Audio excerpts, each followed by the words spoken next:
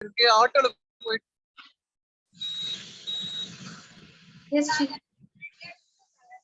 हरे कृष्णा।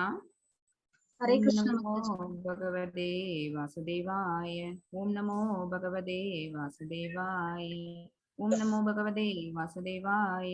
ओम अज्ञानतिमिरान्धस्य ज्ञानाञ्जनशलाकय चक्षुरुन्मीलितं येन तस्मै श्रीगुरवे नमः। श्रीचैतन्यमनोभीष्टं स्थापितं येन भूतले स्वयं रूपा कदा मह्यं तदा स्वावदन्तिहं। हे कृष्णा करुणा सिन्धो दीनबन्धो जगत्पते गोपेशा गोपिका कान्ता राधा कान्ता नमोऽस्तुते। तप्त कांचन गौरंगी राधे वृंदावनेश्वरी वृषभानुसुते देवी प्रणमामि हरिप्रिये। वाञ्छाकल्पतरुभ्यश्च कृपसिन्धुभ्येव च पतितानां पावनेभ्यो वैष्णवेभ्यो नमो नमः। नमो ओं विष्णुपादाय कृष्णप्रेष्ठाय भूतले श्रीमते भक्तिवेदान्त स्वामिनिधि नामिने। नमस्ते सरस्वती देवी गौरवाणी प्रचारिणे निर्विशेष शून्यवादी पाश्चात्य देशधारिणे। जय श्री कृष्ण चैतन्य प्रभु नित्यानंद श्री अद्वैत गदाधर श्रीवासादि गौरभक्त वृंदा। हरे कृष्णा कृष्ण कृष्ण हरे हरे हरे राम राम राम हरे हरे। सर्वं कृष्णार्पणमस्तु सर्वं कृष्णार्पणम्। Hare Krishna devotees, Hare Krishna to everybody. இன்னைக்கு நம்ம டே 15 பார்க்க போறோம். அதுல வந்து நம்ம பகவத்கீதையில பார்க்க போறோம். அந்த சாப்டர் என்ன அப்படின்னு பாத்தீங்கன்னா புருஷோத்தம யோகம். புருஷோத்தம யோகம் அப்படின்னா பகவான பத்தின யோகம், கிருஷ்ணரின் யோகம் அப்படின்னு சொல்லிடலாம். புருஷோத்தம யோகம்னா பகவான் கிருஷ்ணரின் யோகம். என்ன புருஷர்களுக்கெல்லாம் புருஷர் அவங்கதான். லாஸ்ட் சாப்டர்ல பார்த்தோம், அவங்கதான் விதையளிக்கும் தந்தை அப்படின்னு பார்த்தோம். அவங்களோட எல்லா விதமான அப்பியரன்சஸ பல சாப்டர்ஸ்லாம் அவங்க பகவானே அவங்களே ஸ்வயம் அவங்களே சொல்லி நம்ம கேட்டிருக்கிறோம். இப்ப இந்த புருஷோத்தம யோகத்திலையும் இந்த சாப்டர்லயும் மொத்தம் 20 ஸ்லோகம் தான். ரொம்ப சின்ன சாப்டர் இது. இந்த 20 ஸ்லோகாஸும் பகவான் உவாச்சதான். எல்லாமே பகவான் தான் அர்ஜுனனுக்கு கொடுக்கக்கூடிய ஞானமா இது இருக்குது. பகவான் இந்த சாப்டர்ல, குறிப்பா இந்த சாப்டர்ல பகவான் அர்ஜுனனுக்கு என்ன கொடுக்குறாங்க அப்படின்னா வேதத்தை பத்தின ஞானம். ஓகேவா? பல்வேறு விதமான ஞானங்கள் வரிசையை கொடுத்துட்டே வந்தாங்க. அப் டு 12th சாப்டர் வரைக்கும் நம்ம வந்து கர்மயோகம் ஞான யோகம் பக்தி யோகம் ரெண்டும் பார்த்தோம். அப்புறம் இந்த 13th சாப்டர்ல நம்ம பார்க்கக்கூடிய இந்த ஞான யோகத்துல வந்து 13th சாப்டர்ல என்ன சொன்னாங்க, இந்த ஜட உடல் அது அழியக்கூடியது. அது என்ன, ஃபுல்லா 24 எலிமெண்ட்ஸால உருவானது. இந்த ஸ்தூல மற்றும் சூட்சம உடல் அப்படிங்கிறது எது சம்பந்தப்பட்டது அப்படின்னு பாத்தீங்கன்னா இந்த பௌதிக இயற்கை சம்பந்தப்பட்டது. இதுக்கு என்னைக்குமே என்ன உண்டு அப்படின்னு பாத்தீங்கன்னா ஒரு எக்ஸ்பைரி டேட்டுங்கிறது உண்டு. பட் எது நித்தியமானது அப்படின்னா ஆத்மா. அந்த ஆத்மா என்ன ஆகுது வந்து இந்த ஜட உடலை எடுக்கும் போது அது தனக்கு ஒரு பிணைப்பை ஏற்படுத்திக்குது. இந்த ஜட வாழ்க்கையோட இந்த ஜட உலகத்தோட ஒரு பிணைப்பை ஏற்படுத்திக்கிறது மூலமா அது இங்க கடந்து அல்லலுறுது. இதை பார்த்தோம் நம்ம 13th சாப்டர்ல. அதுக்கு ரீசன் என்ன, எதனால அது பிணைப்பை ஏற்படுத்திக்குதுங்கிற ரீசனை 14th சாப்டர்ல பார்த்தோம். அதுல என்ன சொன்னாங்க பகவான் அப்படின்னு பாத்தீங்கன்னா இந்த பௌதிக இயற்கையின் முக்குணங்கள், அந்த 3 குணங்களோட கட்டுப்பாட்டுக்கு கீழே இந்த ஆத்மா வந்துடுறதுனால, இந்த உடலை எடுத்து ஆத்மா வந்து இந்த 3 குணங்களுக்கு கீழே வந்துடுறதுனால என்ன ஆகுறான் அப்படின்னு பாத்தீங்கன்னா அந்த குணங்களுக்கு ஏற்ப செயல்களை அவன் செய்யற மாதிரி ஆயிடுது. சத்துவகுணம், ரஜோகுணம் மற்றும் தமோகுணம் இந்த 3ம் என்ன, அதோட நேச்சர் என்ன, அது இருந்ததுன்னா அவங்க எப்படி பிஹேவ் பண்ணுவாங்க, அப்புறம் அவங்களோட செயல்பாடுகள், அப்புறம் அவங்களோட உணவு பழக்க வழக்கம், அவங்க தூக்க முறை எல்லாமே நம்ம நேத்து கிளாஸ்ல நம்ம பார்த்தோம். ஓகேவா?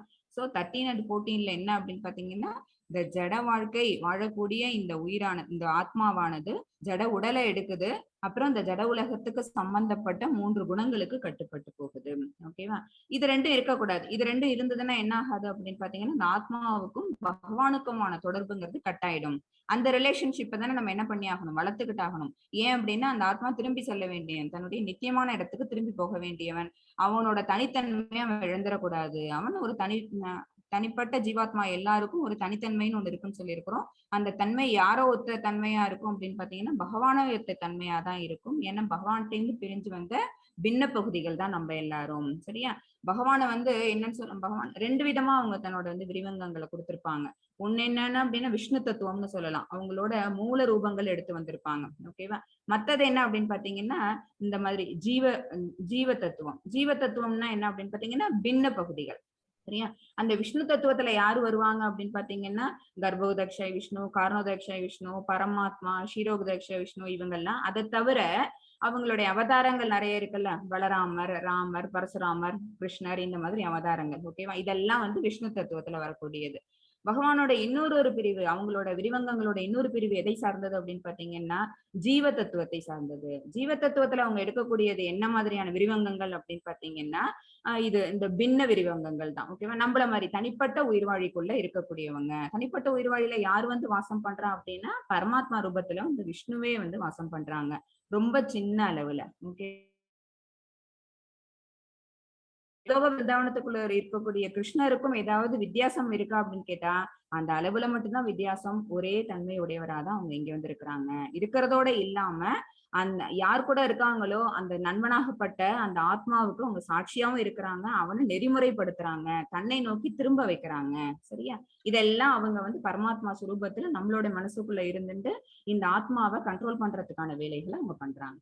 இதெல்லாம் தான் நம்ம எப்பதுல பார்த்தோம், 13 and 14 பார்த்தோம்.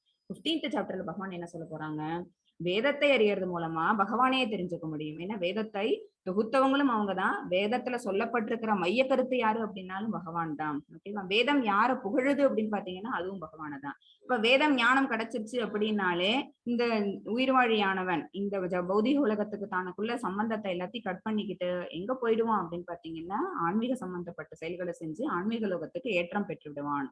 சரியா?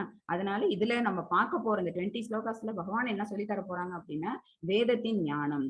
இதுதான் இன்னைக்கு செஷன்ல நம்ம பார்க்க போறோம்.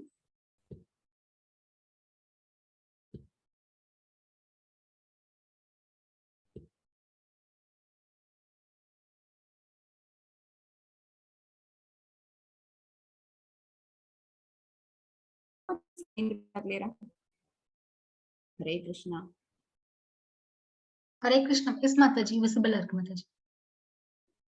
ஹரே கிருஷ்ணா. ஹரே கிருஷ்ணா. 15 புருஷோத்தம யோகா, கிருஷ்ணரின் யோகா. யோகா சுப்ரீம் பர்சன், பகவான் தான் பரமபுர உண்மை, அவங்கதான்.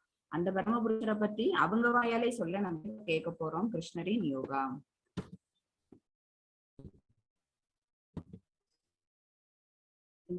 கூட என்ட்ராகிறதுக்கு முன்னாடி நம்ம ஸ்ரீ ஸ்ரீ ராதா கோவிந்தா இஸ்கான் பெங்களூரு டைட்டிஸ்க்கு நம்மளோட பிரார்த்தனைக்கெல்லாம் வச்சிருக்கோம். ஹரே கிருஷ்ண ஹரே கிருஷ்ண கிருஷ்ண கிருஷ்ண ஹரே ஹரே, ஹரே ராம ராம ராம ஹரே ஹரே. மாதாஜி 15.1. எஸ் மாதாஜி. ஓம் ஸ்ரீ பரமாத்மனே நமः. அத பஞ்சதசோऽध्यायः புருஷோத்தம யோகः.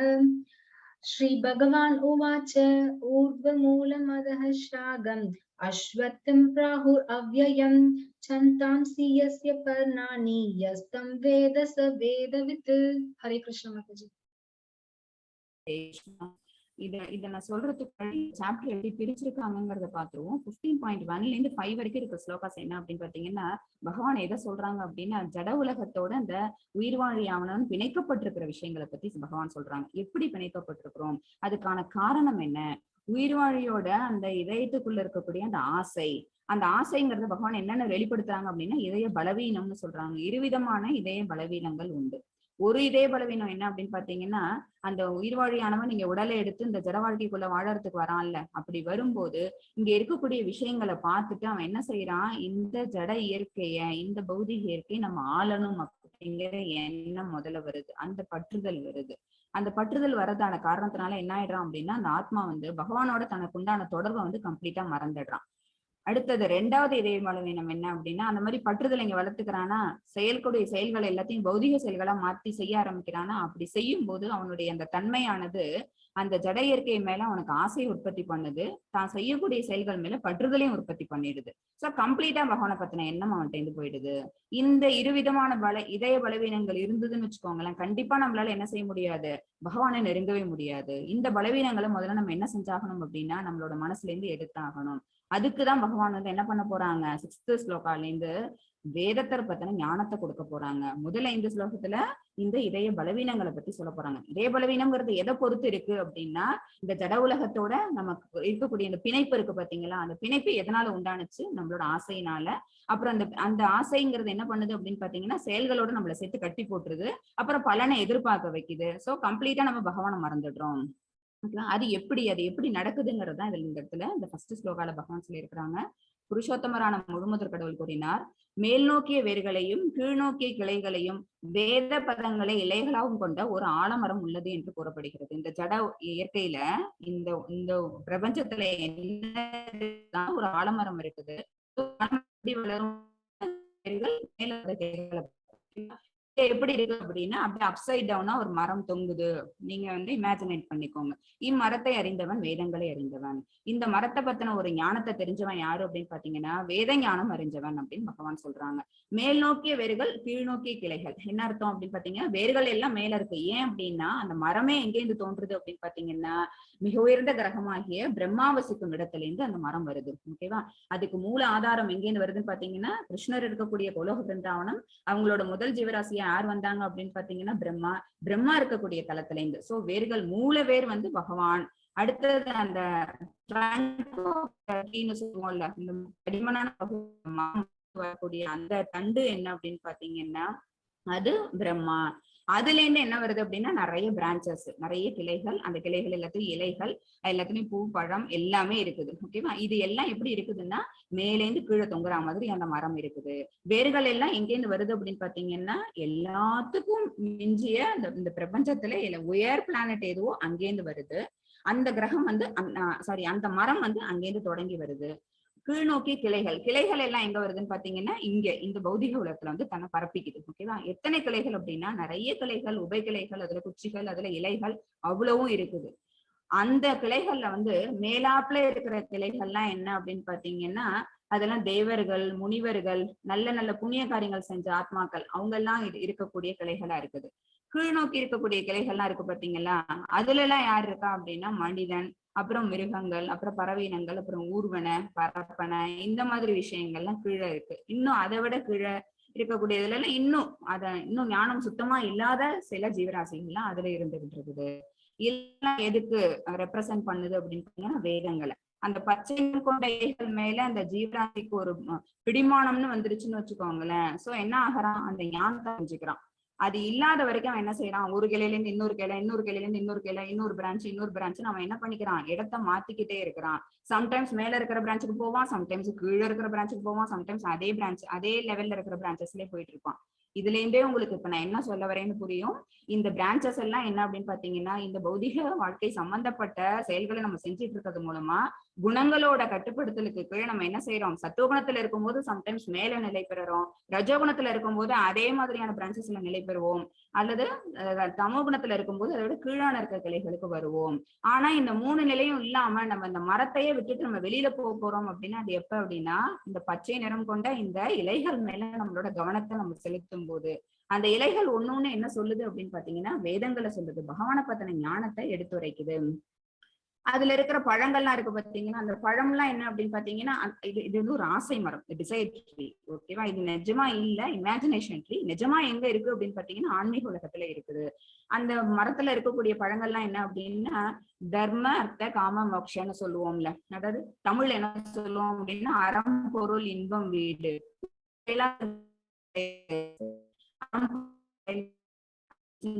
நமக்கு விதிக்கப்பட்ட கடமைகள். கர்ம அப்படிங்கிறது, அறம் அப்படிங்கிறது என்னன்னா நமக்கு விதிக்கப்பட்ட செயல்களை நம்ம செய்யறது.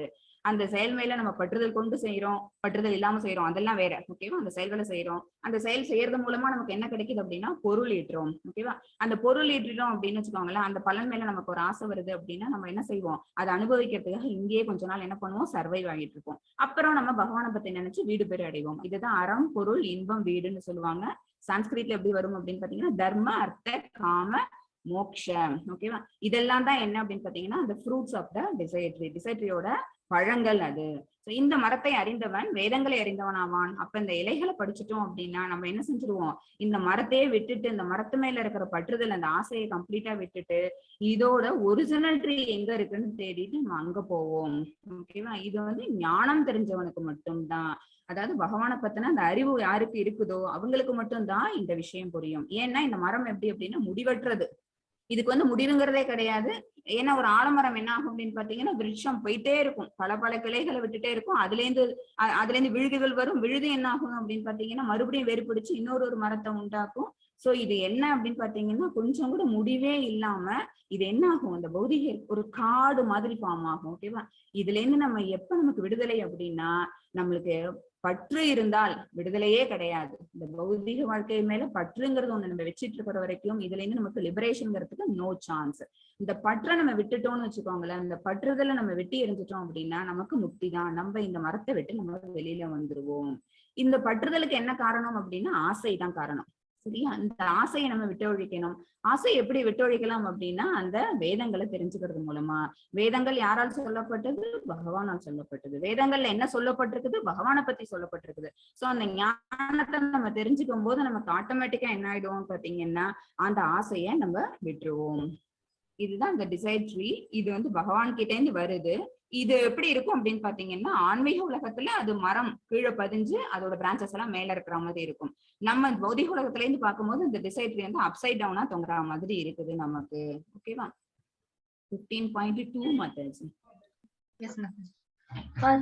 अतश्चोर्ध्वं प्रसृतास्तस्य शाखा गुणप्रवृत्ता विषयप्रावलाः अतश्च मूलान्यनुसन्ततानि कर्मानुबन्धीनि मनुष्यलोके.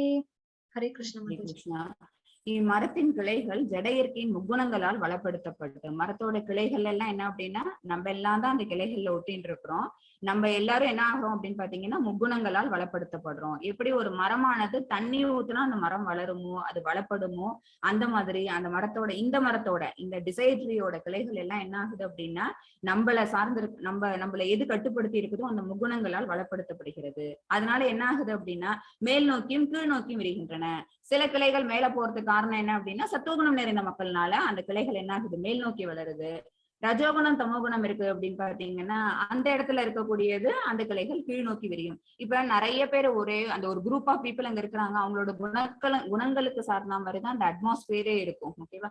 ஐயோ அங்க போகாத, அந்த ஏரியா சரியில்லை அப்படின்னு சொல்லுவாங்கல்ல. சம்டைம்ஸ் என்ன சொல்லுவாங்க அப்படின்னா அங்கயா அங்க போங்க, அங்க நீங்க குடியிருக்கலாம், அங்க நீங்க வீடு தேடின்னு போனீங்கன்னா உங்களுக்கு பிரச்சனை எதுவும் இருக்காது, நல்ல ஸ்கூல் இருக்குது, பக்கத்துல கோவில் இருக்குது, எல்லாமே நல்லா கிடைக்கும், நல்ல மக்களா இருப்பாங்க, அந்த ஏரியாவுக்கு வீடு பார்த்துட்டு போவாதீங்க, அது வந்து அந்த அட்மாஸ்பியர் உங்களுக்கு சரிப்பட்டு வராது அப்படின்னு சொல்லுவாங்கல்ல. என்ன காரணம்? அங்க இருக்கக்கூடிய மக்கள் அவங்களுடைய குணங்கள், அந்த குணங்கள் சார்ந்த மாதிரி அவங்களோட செயல்கள் இருக்கும். அங்க நமக்கு ஒத்து வராத போது நம்ம என்ன செய்வோம், அந்த இடத்துல இருந்து அவாய்ட் ஆயிடுவோம். ஓகேவா? அதுல இருந்து நம்ம வந்து நம்மளை தனிமைப்படுத்திப்போம். அதே மாதிரிதான் குணங்களுக்கு தகுந்த மாதிரி என்ன ஆகுது அப்படின்னா பிரான்சஸ், மரத்தோட பிரான்சஸ் என்ன ஆகுது, ஒண்ணு கீழ் நோக்கியோ இல்ல மேல் நோக்கியோ விரிஞ்சு போயிட்டு இருக்குது.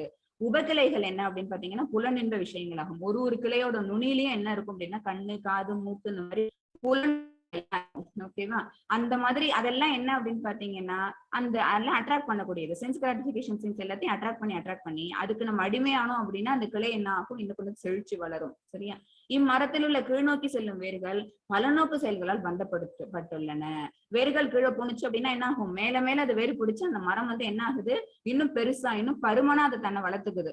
எப்படி அந்த மாதிரி வளர்த்துக்க முடியும்? பலநோக்கு செயல்களை நம்ம மேல செஞ்சோம்னா. ஓகேவா? அப்ப அது மேல பற்றுதல் அதிகமா இருந்ததுன்னா அந்த மரம் இன்னும் பருத்து பெருசா போறதுக்கு தான் வாய்ப்புகள் அதிகம். ஆனா அந்த மரத்தை நம்ம கம்ப்ளீட்டா வெட்டி சாய்க்கணும்னு சொல்லி இருக்கோம். ஏன்னா ஆசைதான் என்ன பண்ணுது, இந்த மாதிரி ஒரு மரத்தை, இந்த ஆசை மரத்தை நமக்கு காட்டுது. இந்த ஆசை மரம் எப்படி இருக்கும்னு வச்சுக்கோங்களேன். உங்களுக்கு எக்ஸாம்பிளுக்கு சொல்றேன், இமேஜினேட் பண்ணி பார்த்துக்கோங்க. ஒரு தண்ணி பக்கத்துல மரம் ஒன்று இருந்துச்சுக்கோங்களேன், ஒரு நீர்நிலைக்கு பக்கத்துல ஒரு மரம் ஒண்ணு இருக்கு அப்படின்னு பாத்தீங்கன்னா அந்த மரத்தோட பிம்பம் வந்து உங்களுக்கு அந்த தண்ணியில தெரியும். ஓகேவா? அது அப்பதான் உங்களுக்கு எப்படி இருக்கும் அப்படின்னு பாத்தீங்கன்னா வேர்கீழையும் அதோட கிளைகள் மேலேயும் இருக்கிற மாதிரி, சாரி, வேர்களுக்கு மேலேயும் அதோட கிளைகள் கீழே இருக்கிற மாதிரி உங்களுக்கு தெரியும். அதே மாதிரிதான் ஆன்மீகவான்ல இருக்கக்கூடிய அந்த மரத்தோட பிம்பம் தான் என்ன அப்படின்னா அந்த பௌதிக உலகத்துல தெரியக்கூடிய இந்த மரம். சரியா? எப்படி அதோட அந்த ஒரிஜினல் மரத்தோட பிம்பம் தண்ணியால தெரியுதோ அதே மாதிரி ஆன்மீக மரத்தோட பிம்பம் வந்து இந்த பௌதிக வாழ்க்கையில எது மூலமா தெரியுதுன்னு பாத்தீங்கன்னா ஆசையின் காரணமா, பற்றுதலின் காரணமா தெரியுது. ஓகேவா? தண்ணியில இருக்கக்கூடிய மரத்தோட நிழல் வந்து தண்ணியால தெரியுது, அந்த பிம்பம் வந்து அந்த பிரசன்ஸ் ஆஃப் வாட்டர், தண்ணி இருக்கிறதுனால நமக்கு அதோட பிம்பத்தை நம்மளால உணர முடியுது. அது மாதிரி ஜட உலகத்துல அந்த டிசைட்ல எப்படி நம்மளால உணர முடியுது அப்படின்னு கேட்டோம்னா நம்மள்ட்ட இருக்கக்கூடிய ஆசை. அப்ப அந்த ஆசையை விட்டு ஒழிக்கணும். அந்த பற்றுதலை, அந்த பிரதிபலிப்பை நம்ம என்ன பண்ணி ஆகணும் அப்படின்னா அந்த பற்றுதலை நம்ம துண்டிக்கிறது மூலமா. ஓகேவா? நம்ம ஒரு மரத்தை வெட்டணும் அப்படின்னா ஒரு பெரிய கோட்டை கொண்டு நம்ம வெட்டுவோம். இல்ல இந்த ஆசை மரத்தை நம்ம வெட்டணும் அப்படின்னா நம்ம ஞானத்தை கொண்டு வெட்டணும். ஓகேவா? அப்பதான் என்ன ஆகும் அப்படின்னு பாத்தீங்கன்னா, அங்க இருக்கக்கூடிய எல்லா பிரான்ச்சஸும் கட் ஆகும். இதுக்கு மேல இது என்ன ஆகாது, நிறைய நிறைய கிளைகளை பரப்பி அது வளராது. ஓகேவா? கிளைகளே இருக்கக்கூடாது. அப்பதான் அது பட்டு போகும். அந்த மரம், அதோட பிரான்ச்சஸ், அதோட உப வேர்கள் எதுவுமே இருக்கக்கூடாது. வேர்களே அந்த இடத்துல இருக்கக்கூடாதுன்னா எல்லா வேரையும் நீங்க கட் பண்ணணும்னா என்ன அர்த்தம்? அந்த புலநோக்கு செயல்கள், சாரி, பலநோக்கு செயல்களுக்கு பாத்தீங்களா, அதெல்லாம் நீங்க விட்டுடுறீங்கன்னு அர்த்தம். பலநோக்கு செயல்களை விடுவதன் மூலமாக வேர்கள் கட் ஆகுது. அப்புறம் நம்ம அந்த 3 குணங்களுக்கு அப்பாற்பட்டு வர்றதுனால கிளைகள் கட் ஆகுது.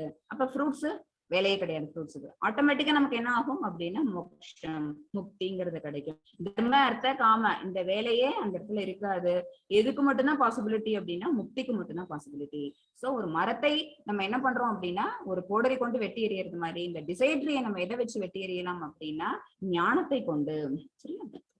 மற்றது 3 and 4 ரெண்டுமே न रूपमस्येह तदोपलप्यते नान्तो न चादीन स सम्प्रतिष्ठाम् अश्वत्थनीनं सुविरूढमूलम् असङ्गशस्त्रेण दृढेन चित्वा तदपदं तत्परिमार्गितव्यं यस्मिन् कदा न निवर्तन्ति भूयः तम् एव चात्यं पुरुषं प्रपद्ये यद प्रवृत्ति प्रसृता पुराणी.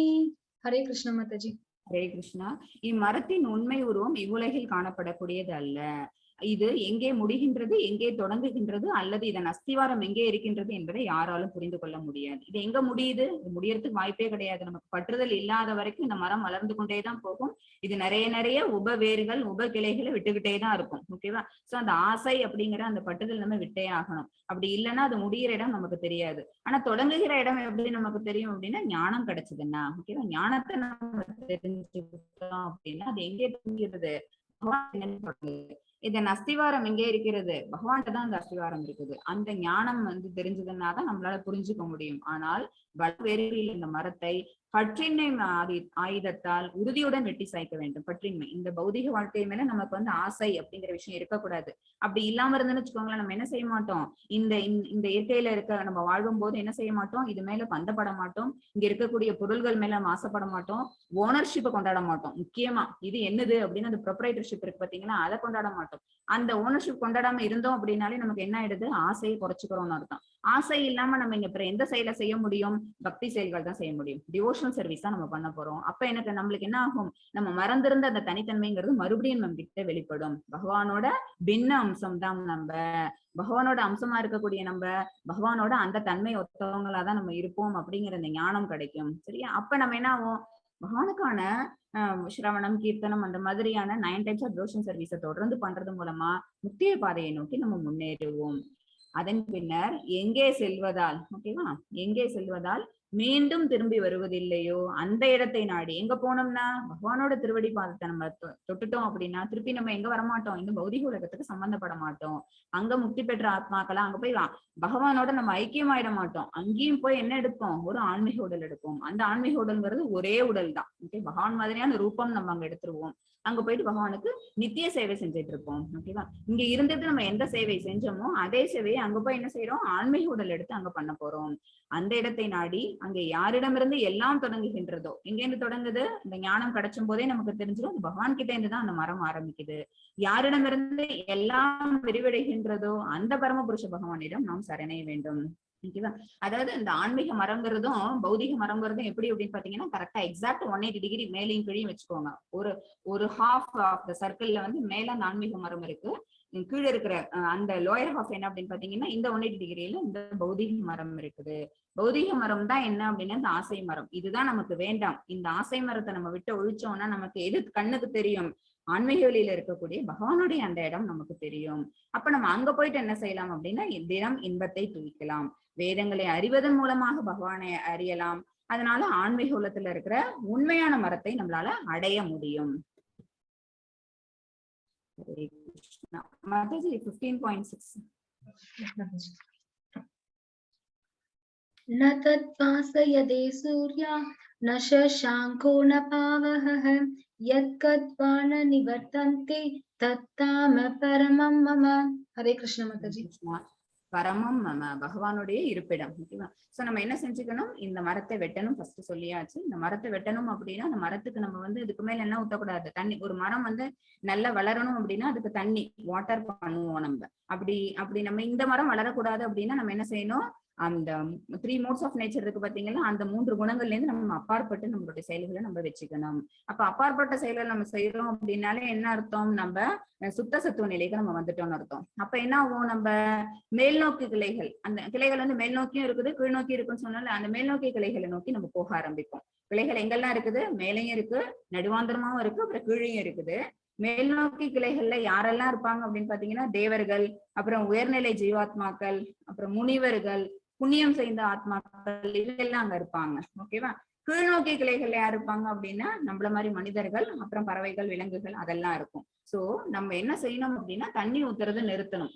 நம்ம எப்படி வாட்டரிங் த பிளான்ட்ங்கிறத ஸ்டாப் பண்ணோம்னா அந்த பிளான்ட் என்ன ஆகுது, அதோட growth ஸ்டாப் பண்ணிக்குதோ, அதே மாதிரி இந்த குணம் சம்பந்தப்பட்ட செயல்களை நிறுத்திட்டோம் அப்படின்னா பிரான்சஸ் வளர்றது நின்றுடும். அப்ப ஆட்டோமேட்டிக்கா என்ன ஆகும் அப்படின்னா அந்த மரம் பட்டு போக ஆரம்பிக்கும். மரம் பட்டு போச்சு, இல்ல நம்மளே இந்த ஞானத்தை தெரிஞ்சு அந்த ஆசை, அந்த பற்றுதல்ங்கிற விஷயத்து மூலமா அந்த மரத்தை நம்ம கட் பண்ணிட்டோம்னா நம்ம ஸ்ட்ரெயிட்டா எங்க போவோம் அப்படின்னா இந்த ஆன்மீக உலகத்துல இருக்கிற அந்த மரத்தை நோக்கி போவோம். அது என்ன, அது எப்படி இருக்கு அப்படின்னா பகவானுடைய இடம்ங்கிறது எப்படி இருக்குன்னா, அந்த பரமவாசஸ்தலம் சூரியனாலோ சந்திரனாலோ நெருப்பினாலோ மின்சாரத்தினாலோ ஒளியூட்டப்படுவது இல்லை. இது பலமுறை நம்ம பார்த்திருக்கிறோம். பகவானுடைய அவங்களோட அந்தரங்க சக்தி மூலமா வெளிப்படக்கூடிய அந்த ஒளி வெள்ளம் தான் என்ன அப்படின்னு பாத்தீங்கன்னா அங்க இருக்கிற ஆன்மீக வெளி பூரா வெளிச்சப்படுத்திக்கிட்டு இருக்குது. அவங்க இருக்கக்கூடிய கோலோக பிருந்தாவனத்துல வெளிச்சப்படுத்துறதோட இல்லாம இருக்கிற வைகுண்டங்கள் அத்தனையும் வெளிச்சப்படுத்துறது, பிரகாசப்படுத்துறது எது அப்படின்னு பாத்தீங்கன்னா பகவானோட அந்தரங்க சக்தியிலிருந்து வெளிப்படக்கூடிய அந்த ஒளி வெள்ளம். அந்த பிரகாசம் தான் எப்படி இருக்குன்னா நமக்கு பிரம்ம ஜோதிர் அப்படின்னு ஆன்மீக வெளி ஃபுல்லா என்ன அப்படின்னா அந்த வெளிச்சமான அந்த அருவஜோதி அந்த இருக்குல்ல, அந்த பிரகாசமான ஒளி வெள்ளம் இருக்குல்ல, அதுதான். அது நம்மளுக்கு என்ன ஆயிடுச்சு அப்படின்னா மகத்தத்துவம் மூலம் மறக்கப்பட்டிருக்கு. மகத்தத்துவம் என்ன, இந்த பஞ்சபூதங்கள், அப்புறம் புத்தி, அகங்காரம், இதெல்லாம் இந்த விஷயங்கள்லாம் சேர்ந்து இந்த களங்கங்கள்லாம் சேர்ந்து நம்ம என்ன பண்ணிடுச்சு அப்படின்னா ஆன்மீக வெளியில தெரியக்கூடிய அந்த வெளிச்சத்தை நம்மள்ட்ட இருந்து மறைச்சிருச்சு. அதனால பௌதிக உலகம் என்ன ஆயிடுச்சு, இருட்டாயிடுச்சு. இருட்டு ஆனதுனாலதான் நமக்கு இங்க என்ன தேவைப்படுது, சூரியனோ சந்திரனோ நெருப்போ அல்லது மின்சாரமோ தேவைப்படுது ஒளி ஊட்டுவதற்கு. ஆனா அங்கெல்லாம் என்ன அப்படின்னு பாத்தீங்கன்னா பகவான் ஒருத்தவங்களே போதும். அவங்கதான் அவங்களோட உடம்புல இருந்து வரக்கூடிய அந்த பிரகாசமான வெளிச்சம் தான் என்ன பண்ணுது, அங்க இருக்கக்கூடிய அத்தனை கிரகங்களுக்கும் ஒளியை கொடுக்குது. அதனை அடைபவர்கள் ஒருபோதும் இந்த ஜட உலகிற்கு திரும்புவதில்லை. அங்க நம்ம ஒன்ஸ் ரீச் ஆயிட்டோம் அப்படின்னா அங்க இருக்கிற விஷயங்களை நம்ம என்ஜாய் பண்ண ஆரம்பிச்சிட்டோம்னா திருப்பி நம்ம வருமா, ஒரு விஷயம் இன்னொரு காஃபி டீ வேண்டாம் அப்படிங்கிறாங்க. ஓகேவா? அது எப்படி இருக்கும், சின்ன குழந்தையில அதை டேஸ்ட் பண்ணும்போது கசக்குது, இது எப்படி குடிக்கிறீங்க, நம்ம கேட்டு போனோம் அப்பாவை. அம்மா அப்பா குடிப்பாங்க, தாத்தா பாட்டி குடிப்பாங்க, இவ்வளவு கசப்பு எப்படி குடிக்கிறீங்க. பட் டியூ கோர்ஸ் பழகிட்டோம், நம்மளும் அதை குடிக்க ஆரம்பிச்சோம். இப்ப என்ன தெரியுது, வேண்டாம், அதெல்லாம் வேண்டாம்னு ஒதுக்கிட்டு நம்ம அதை விட இன்னும் கொஞ்சம் நல்ல ஒரு டேஸ்டான வேற ஒரு விஷயத்துக்கு போறோம். பால் குடிக்கிறது அல்லது பாதாம் கீர் குடிக்கிறது, அதை விட இன்னும் டேஸ்டா தானே இருக்கும். அதுக்கு போயிட்டோம்னு வச்சுக்கோங்களேன், நமக்கு இதோட டேஸ்ட் எப்படி இருக்குன்னு பாத்தீங்கன்னா ஒண்ணுமே இல்லாத மாதிரி தெரியும். அட இதையே எவ்வளவு நாள் நம்ம குடிச்சிட்டு இருந்தோம் அப்படின்னு. ஏன் அப்படின்னா இதை விட அது வந்து உடம்புக்கு சக்தி அளிக்கக்கூடியது, நம்மளுடைய ஆற்றல் இன்னும் பெருகும், இன்னொன்னு அது பகவானுக்கு உகந்தது. இதெல்லாம் வேண்டாம். ஓகேவா? சோ நம்ம என்ன செய்யறோம், ஒரு இடத்துல இன்னொரு இடத்துக்கு நம்ம ஷிஃப்ட் ஆகுறோம்னாலே அதை விட பெட்டர் பிளேஸ்க்கு தான் நம்ம ஷிஃப்ட் ஆகணும். சோ எங்க நம்ம போறோம் அப்படின்னா பரமம் பகவானுடைய அந்த பரந்தாமத்துக்கு. அங்க போனவங்க என்ன வாங்க மாட்டாங்க அப்படின்னா இந்த ஜட உலகிற்கு திரும்ப மாட்டாங்க. ஏன், இங்க இருக்கிற பற்றுதலை கம்ப்ளீட்டா விட்டுட்டாங்க. அப்ப அவங்களுக்கு ஆட்டோமேட்டிக்கா அவங்களோட பற்றுதல் எங்க போகும் அப்படின்னா பகவான் மேலதான். ஏன்னா அவங்கள்ட்ட இருந்துதான் அம்சமா தான் நம்ம எல்லாம் வந்திருக்கோம். இதனாலதான் நான் ஸ்டார்டிங்லயே உங்கள்கிட்ட சொன்னேன், பகவானுக்கு 2 விதமான அம்சங்கள். ஒண்ணு வந்து ஜீவ அம்சம், ஓகேவா, இன்னொன்னு விஷ்ணு அம்சம். ஓகேவா? அந்த விஷ்ணு அம்சம், விஷ்ணு தத்துவங்கிறது அவங்களோட சுய விரிவங்கங்கள் அதெல்லாம். அடுத்தது ஜீவ அம்சத்துலதான் யார் வரும் அப்படின்னா நம்மள மாதிரி ஜீவாத்மாக்கள், உயிர் வழிகள் எல்லாரும் வரும். சோ நம்ம எல்லாரோட இடம் எது, நம்ம வந்து தோன்றின இடம் எது, நம்மளோட சோர்ஸ் எதுன்னு தெரிஞ்சு வச்சுக்கோங்களேன். அங்க ரீச் ஆயிட்டோம் அப்படின்னா நம்ம திரும்பி நம்ம வரமாட்டோம். அங்க இருக்கக்கூடிய அந்த ஒளிவெள்ளம் அதெல்லாம் பார்த்துட்டோம் அப்படின்னா இங்க இருக்கிறதெல்லாம் என்ன அப்படின்னா நமக்கு இம்மெட்டீரியலா தெரியும். சரியா? இது பகவானோட நித்தியமான இருப்பிடம்ங்கிறது எப்படி இருக்கும் அப்படின்னா நித்திய சந்தோஷத்தை இருக்கிறதுக்கு ரொம்ப ஒரு அமைதியை கொடுக்கக்கூடிய இடமா இருக்கும். அதனால நம்ம அந்த இடத்தை விட்டு நம்ம திரும்பி வரப்போறது இல்ல. 15.7 மேட்டர்ஸ். ममैवांशो जीवलोके जीवभूतः सनातनः मनःषष्ठानीन्द्रियाणि प्रकृतिस्थानि कर्षति. हरे कृष्ण माताजी. हरे कृष्णा. இந்த கட்டுண்ட உலகில் இருக்கும் ஜீவாத்மாக்கள் எல்லாரும் எனது நித்தியமான அம்சங்கள் ஆவர். பகவானுடைய அம்சங்கள் இப்ப சொல்றாங்க பகவான். கட்டுண்ட உலகில் இங்க என்ன, நம்ம எல்லாம் கண்டிஷன் ஆயிருக்கிறோம். சரியா? எதுக்கு கண்டிஷன் ஆயிருக்கோம்? 3 modes of nature. 3 குணங்கள் தான் நம்மள வந்து கட்டுப்படுத்திக்கிட்டு இருக்குது. அதனால என்ன ஆகுது, நம்மளுக்குள்ளேயே சில உணர்வுகளை வளர்த்துக்கிறோம். நம்ம எல்லாரும் என்ன பண்றோம், இந்த உலகத்தை வந்து நம்ம ஆட்சிக்கு கீழே கொண்டு வரணும், இங்க இருக்கிற திங்ஸ் எல்லாம் நமக்கு கீழே கொண்டு வரணும், நமக்கு சொந்தமானதை ஆக்கிக்கணும் அப்படிங்கிற நாட்டம் நமக்குள்ள ஜாஸ்தி ஆயிடுது. சரியா? ஆனா ஒரிஜினலா அவங்க யாரு அப்படின்னா பகவானோட நித்தியமான அம்சங்கள், பகவானோட ஒத்த தன்மை உடையவர்கள். கட்டுண்ட வாழ்வின் காரணத்தால் மனம் உட்பட 6 புலன்களுடன் இவர்கள் மிகவும் கடினமாக சிறப்படைகின்றனர். மொத்தம் 5 புலன்கள் பிளஸ் அதோட சேர்த்து மனம். ஓகேவா? ஏன்னா மனம் தான் என்ன பண்ணுது அப்படின்னா 5 புலன்கள் சொல்ற மாதிரி மனமும் சேர்ந்துட்டு என்ன பண்ணிடுது, இந்த ஆத்மாவை கீழ்நிலைக்கும் கொண்டு போகுது, மிக உயர்ந்த நிலைக்கும் கொண்டு வருது. காரணம் இந்த குணங்கள் தான். இந்த குணங்களின் காரணமாக நம்ம என்ன ஆயிடுறோம், பகவான்கிட்ட இருந்து நம்மள ரொம்ப பிரிச்சு கொண்டு வந்துக்கிறோம். பகவானும் நம்மளும் யாரு அப்படின்னு பாத்தீங்கன்னா, பகவான் தங்க சுரங்கம் அப்படின்னா நம்ம தங்க துகள். ஓகேவா? தங்க சுரங்கத்துக்கும் தங்க துகளுக்கும் என்ன வித்தியாசம் அப்படின்னு பாத்தீங்கன்னா, ரெண்டுமே தன்மையில் ஒன்று. சரியா? அது ரொம்ப நிறைய இருக்குது. தங்க துகள்ங்கிறது ரொம்ப கம்மி, அந்த குவான்டிட்டி அப்படின்னு பாத்தீங்கன்னா ரொம்ப கம்மி. பட் தன்மை ரெண்டுத்துக்கும் ஒண்ணுதான். பகவானோட குணங்கள் என்னென்னலாம் இருக்குதோ அந்த எல்லா குணங்களும் யாருக்கு இருக்கு அப்படின்னா உயிர்வாழியான நமக்கும் இருக்குது. அதுல ஒரு விஷயம் என்ன அப்படின்னு பாத்தீங்கன்னா ஃப்ரீடம். பகவானுக்கு வந்து ஒரு சுதந்திரம் நமக்கு கொஞ்சம் கொடுத்து விட்டுருக்குறாங்க. அந்த சுதந்திரம் நம்ம கிட்ட இருக்கிறதுனால என்ன செய்யறோம் அப்படின்னு பாத்தீங்கன்னா ராங் திங்ஸ், அதாவது பகவானை மறந்துட்டு இங்க பௌதிக வாழ்க்கையில நம்ம ஈடுபடுறதுக்கான எல்லா விஷயங்களும் அதெல்லாமே என்ன அப்படின்னா ராங் டூயர்ஸ் தான். ஓகேவா? அந்த எல்லா விஷயமும் நம்ம சொல்றோம், செய்யறதுனால என்ன ஆகுறோம், கட்டுண்டு போயிடுறோம். ஓகேவா? கட்டுன்றதுக்கான காரணம் என்ன அப்படின்னு பாத்தீங்கன்னா பகவானோட அந்த தன்மையை கொண்ட நம்ம பகவானை மறந்துடுறோம். காரணம் அவங்க நமக்கு கொடுத்த அந்த ஃப்ரீடம்ங்கிற அந்த ஒரு குவாலிட்டி. அது வந்து பகவானோட ஒரு குவாலிட்டி தான், அதை நம்மளும் எடுத்துட்டு வந்திருக்கிறோம். பட் அதை என்ன செய்யணும், இங்க இருக்கும்போது எந்த கால சூழ்நிலையிலையும் கூட அவங்களுக்கு நம்ம வந்து சேவை செய்யணும் அப்படிங்கிறதுக்காக அந்த ஃப்ரீடம் கொடுத்து விட்டுருக்காங்க, அந்த free will for that only. ஆனா நம்ம என்ன செய்யறோம் அப்படின்னா பகவானை மறந்துட்டு இங்க பௌதிக காரியங்களை செஞ்சுக்கிட்டு அது மேல பற்றுதலை வளர்த்துக்கிட்டு தப்பான விஷயங்களை செஞ்சு மேல மேல கட்டுண்டு இங்கே பிறப்பு இறப்பு பிறப்பு இறப்பு அப்படிங்கிற இந்த ஒரு சிக்கலுக்குள்ளேயே நம்ம மாட்டிட்டு இருக்கிறோம். 15.8 Mataji. Yes, Mataji. Shariram yat avapnoti yacchapyukta yutkramashtishvarah Kruhitvaitani samyati vayurkandan ivashayat. Hare Krishna Mataji. Hare Krishna. காற்று நறுமணத்தை தாங்கி செல்வதை போல ஜட உலகில் இருக்கும் உயிர்வாழி ஓர் உடலிலிருந்து மற்றொரு உடலுக்கு வாழ்வின் பல்வேறு உணர்வுகளை சுமந்து செல்கிறான். இதை நம்ம பலவாட்டி பார்த்துட்டே வந்திருக்கிறோம். செகண்ட் சாப்டர்ல சொன்னதுதான், ஒரு உயிர்வாழியானவன், ஒரு ஆத்மாவானவன் ஒரு உடலை தெரிந்திருக்கிறான் அப்படின்னா அந்த உடலை அவன் அந்த கொஞ்ச நாளைக்கு வச்சுக்கிறான், அப் டு அதோட எக்ஸ்பைரி டேட் வரைக்கும். அது முடிஞ்ச உடனே அவன் அந்த உடலை விட்டுட்டு வேற ஒரு உடலுக்கு போகிறான். ஓகேவா?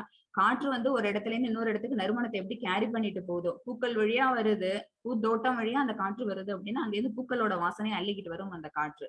நமக்கு இங்க எப்படி இருக்கும் அந்த ஸ்மெல், அந்த ஃப்ராக்ரன்ஸ் நம்மளால என்ன பண்ண முடியும், ஸ்மெல் பண்ணி பார்க்க முடியும். பக்கத்துல எங்கேயாவது பூந்தோட்டம் இருக்கா, நம்ம வீட்டுல இருக்காது, கொஞ்சம் தள்ளி என்ன இருக்கலாம், ஒரு பெரிய பூ சோலை இருக்கலாம். ஓகேவா? அதோட வாசனையை அது இங்க எடுத்துட்டு வருது. அந்த மாதிரி என்ன ஆகுதான், ஜடவுல இருக்கக்கூடிய உயிர்வாழியானவன் ஒரு உடலை எடுத்தான் அப்படின்னா அந்த உடல்ல எவ்வளவு நாள் இருக்கணுமோ, மொத்தம் 6 ஸ்டேஜஸ் கிராஸ் பண்ணுவோம், நம்ம பல வாட்டி படிச்சிருக்கிறோம். பிறக்கிறது, அப்புறமேலுக்கு சில நாள் இருக்கிறது, அப்புறம் வளர்றது, அப்புறம் ரீப்ரொடியூஸ் பண்றது, அப்புறம் தளர்றது, அப்புறம் அழியறது. ஓகேவா? 6 டிரான்ஸ்ஃபார்மேஷன் இருக்கு. அதை முடிச்சுட்டு அதை என்ன பண்றான் அப்படின்னா இன்னொரு உடலுக்கு இங்க என்ன உணர்வு வச்சுட்டு இருந்தாலும் அதை அப்படியே கேரி ஓவர் பண்ணிட்டு போறான். அதே உணர்வுகளை சுமந்து செல்கிறான். ஜடபரதர் கதையில நம்ம பார்த்தோம்னா அது ஞாபகத்துல வச்சுக்கோங்க. இவ்வாறு ஒரு வகையான உடலை பெற்று பின்னர் மீண்டும் வேறொரு உடலை ஏற்பதற்காக இதனை கைவிடுகிறான். வேற ஒரு உடல் எப்படி கிடைக்கும், அதுவும் உங்களுக்கு நிறைய வாட்டி சொல்லியாச்சு. வேற அந்த உடலை அவன் எடுக்கிறதுக்கான காரணம் எப்படி இருக்கும் அப்படின்னு பாத்தீங்கன்னா அவனுடைய முன்னே ஜென்மால அவன் செஞ்சக்கூடிய அந்த செயல்களோட பலன்களை பொறுத்துதான். அவன் இங்க வந்து பிளஸ்ட் லைஃப் அனுபவிக்க போறானா இல்ல கர்ஸ்ட் லைஃபா அப்படிங்கிறது வந்து எதை பொறுத்து இருக்கும், அவனுடைய முன்ஜென்ம கர்மாவை பொறுத்து இருக்கும். அந்த செயல்கள் வந்து புண்ணிய பலன்களை தந்ததுன்னா நல்ல உடல் எடுத்து நல்ல குடும்பத்துல அவன் பிறப்பான். அது பாவ பலன்கள் நிறைய பாவ மூட்டை தான் சேர்த்து வச்சிருக்கிறான் அப்படின்னா அவனுக்கான கிடைக்கக்கூடிய உடலுங்கிறது என்ன அப்படின்னா ரொம்ப கீழான நிலையா இருக்கும். ஒரு உயிர்வாழி ஒரு ஆத்மாவானவன் என்ன செய்யறான், இங்கக்குள்ளேயே பல பல உடல்களை எடுத்து ஒரு உடலுக்கு உள்ளேயும் அவன் வசிக்கும் போதெல்லாமும் அங்க என்ன உணர்வு இருக்குதோ அந்த உணர்வை கேரி ஓவர் பண்ணிட்டு அடுத்ததுக்கு அவன் போயிட்டே இருக்கிறான். ஓகேவா? சோ ஞானம்ங்கிறது பகவான் கிட்ட இருந்து வந்த ஞானத்தை அவன் கம்ப்ளீட்டா மறந்துடுறதுனால இந்த உணர்வை தான் அவன் கேரி பண்ணிட்டு போறான். இந்த இடத்துல நான் உங்களுக்கு ஒரு கதை சொல்றேன். எப்படி இந்த இந்த கட்டுண்ட வாழ்க்கை இங்க இதுல இருக்கிறதுனால இந்த ஒரு இது என்ன அப்படின்னு சொன்னா இந்த பற்றுதல்னு சொல்லியாச்சா, இந்த பற்றுதலை விட முடியாததுனால ஒரு மன்னனானவன் எப்படி ஒரு கஷ்டத்தை அனுபவிச்சான். அதுக்கப்புறமா இது தொடர்ந்து இதே மாதிரியே நம்ம இருந்துட்டு இருந்தோம்னா அந்த பற்றுதலை விடவே முடியாது. இருக்க இருக்க என்ன ஆகும், ஆசை பெருகிக்கிட்டே தான் போகும். எதுக்காவது ஒரு லிமிடேஷன்ஸ் உண்டா? நம்ம பணம் சம்பாதிக்கிறோம், நமக்கு வந்து கோல் வைக்கிறோம், இன்னையில இருந்து ஒரு 5 இயர்ஸ்க்குள்ள ஒரு 1 crore rupees சம்பாதிக்கணும் அப்படின்னு. 5 இயர்ஸ்க்குள்ள சம்பாதிக்கிறோம்னு வச்சுக்கோங்க, பை காட்ஸ் கிரேஸ். அதோட நம்ம நிறுத்துறோமா? 5 இயர்ஸ்க்குள்ள சம்பாதிச்சிட்டோம், என்ன செய்யலாம், இன்னும் தான் லைஃப் இருக்குல்ல, இன்னொரு ஒரு 1 crore சம்பாதிப்போம். எகைன் திருப்பி அதே ப்ராசஸ கண்டினியூ பண்ணுவோம். சரியா? திருப்பி அப்பயாவது நிறுத்துவோமா? நிறுத்த மாட்டோம். இதே மாதிரி என்ன செய்வோம், நம்மளோட ஆசைங்கிறதுக்கு வந்து அளவே இல்லாம போகுது. அப்ப பற்றுதல்ங்கிறத நம்ம வந்து விடணும் அப்படின்னா ஞானம் இருந்தா மட்டும்தான் விட. எதுக்கு சம்பாதிக்கிற, சரியா, சம்பாதிக்கிறது எல்லாமே வேஸ்ட் அப்படின்னு யாரோ ஒருத்தவங்க எடுத்து சொல்லும் போதுதான் என்ன தெரியும் அப்படின்னு பாத்தீங்கன்னா, அது அது யாரு சொல்லணும், கூட இருக்கவங்க எல்லாம் சொன்னா பத்தாது. சரியா?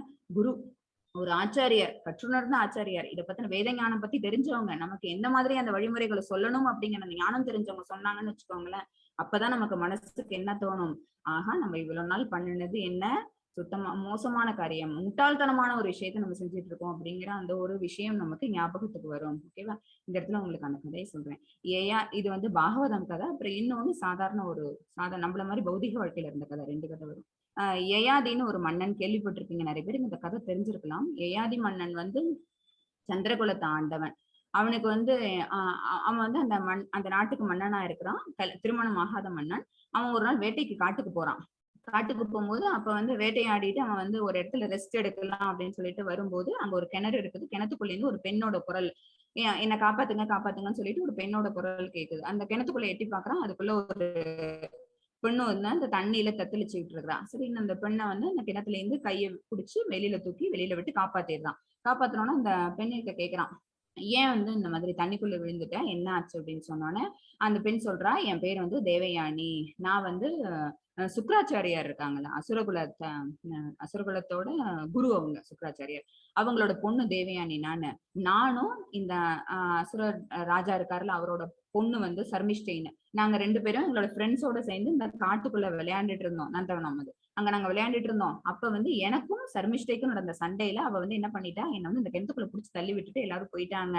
நல்லவேளை நீங்க வந்தீங்க, என்ன காப்பாத்துனீங்க அப்படின்னு சொல்லி ஏயாதி கிட்ட சொல்றா. அவ சொல்லிட்டு என்ன சொல்றா, நீ அந்நிய ஆட்டவனா, நீ வந்து கல்யாணம் ஆகாத என்ன நீ தொட்டுட்ட, அதனால நீ என்ன செய்யற அப்படின்னா நீதான் என்ன கல்யாணம் பண்ணிக்கணும் அப்படின்னு சொன்னோன்னே ஏயாதிக்கு வந்து ஒண்ணும் புரியல. ஓகே, இது வந்து விதி விட்ட வழி, இது பகவான் இப்படிதான் விதிச்சிருக்கிறார் போல இருக்கு. அவன் நல்ல ராஜா, நல்ல விதமா நாட்டை ஆண்டுட்டு இருப்பான்.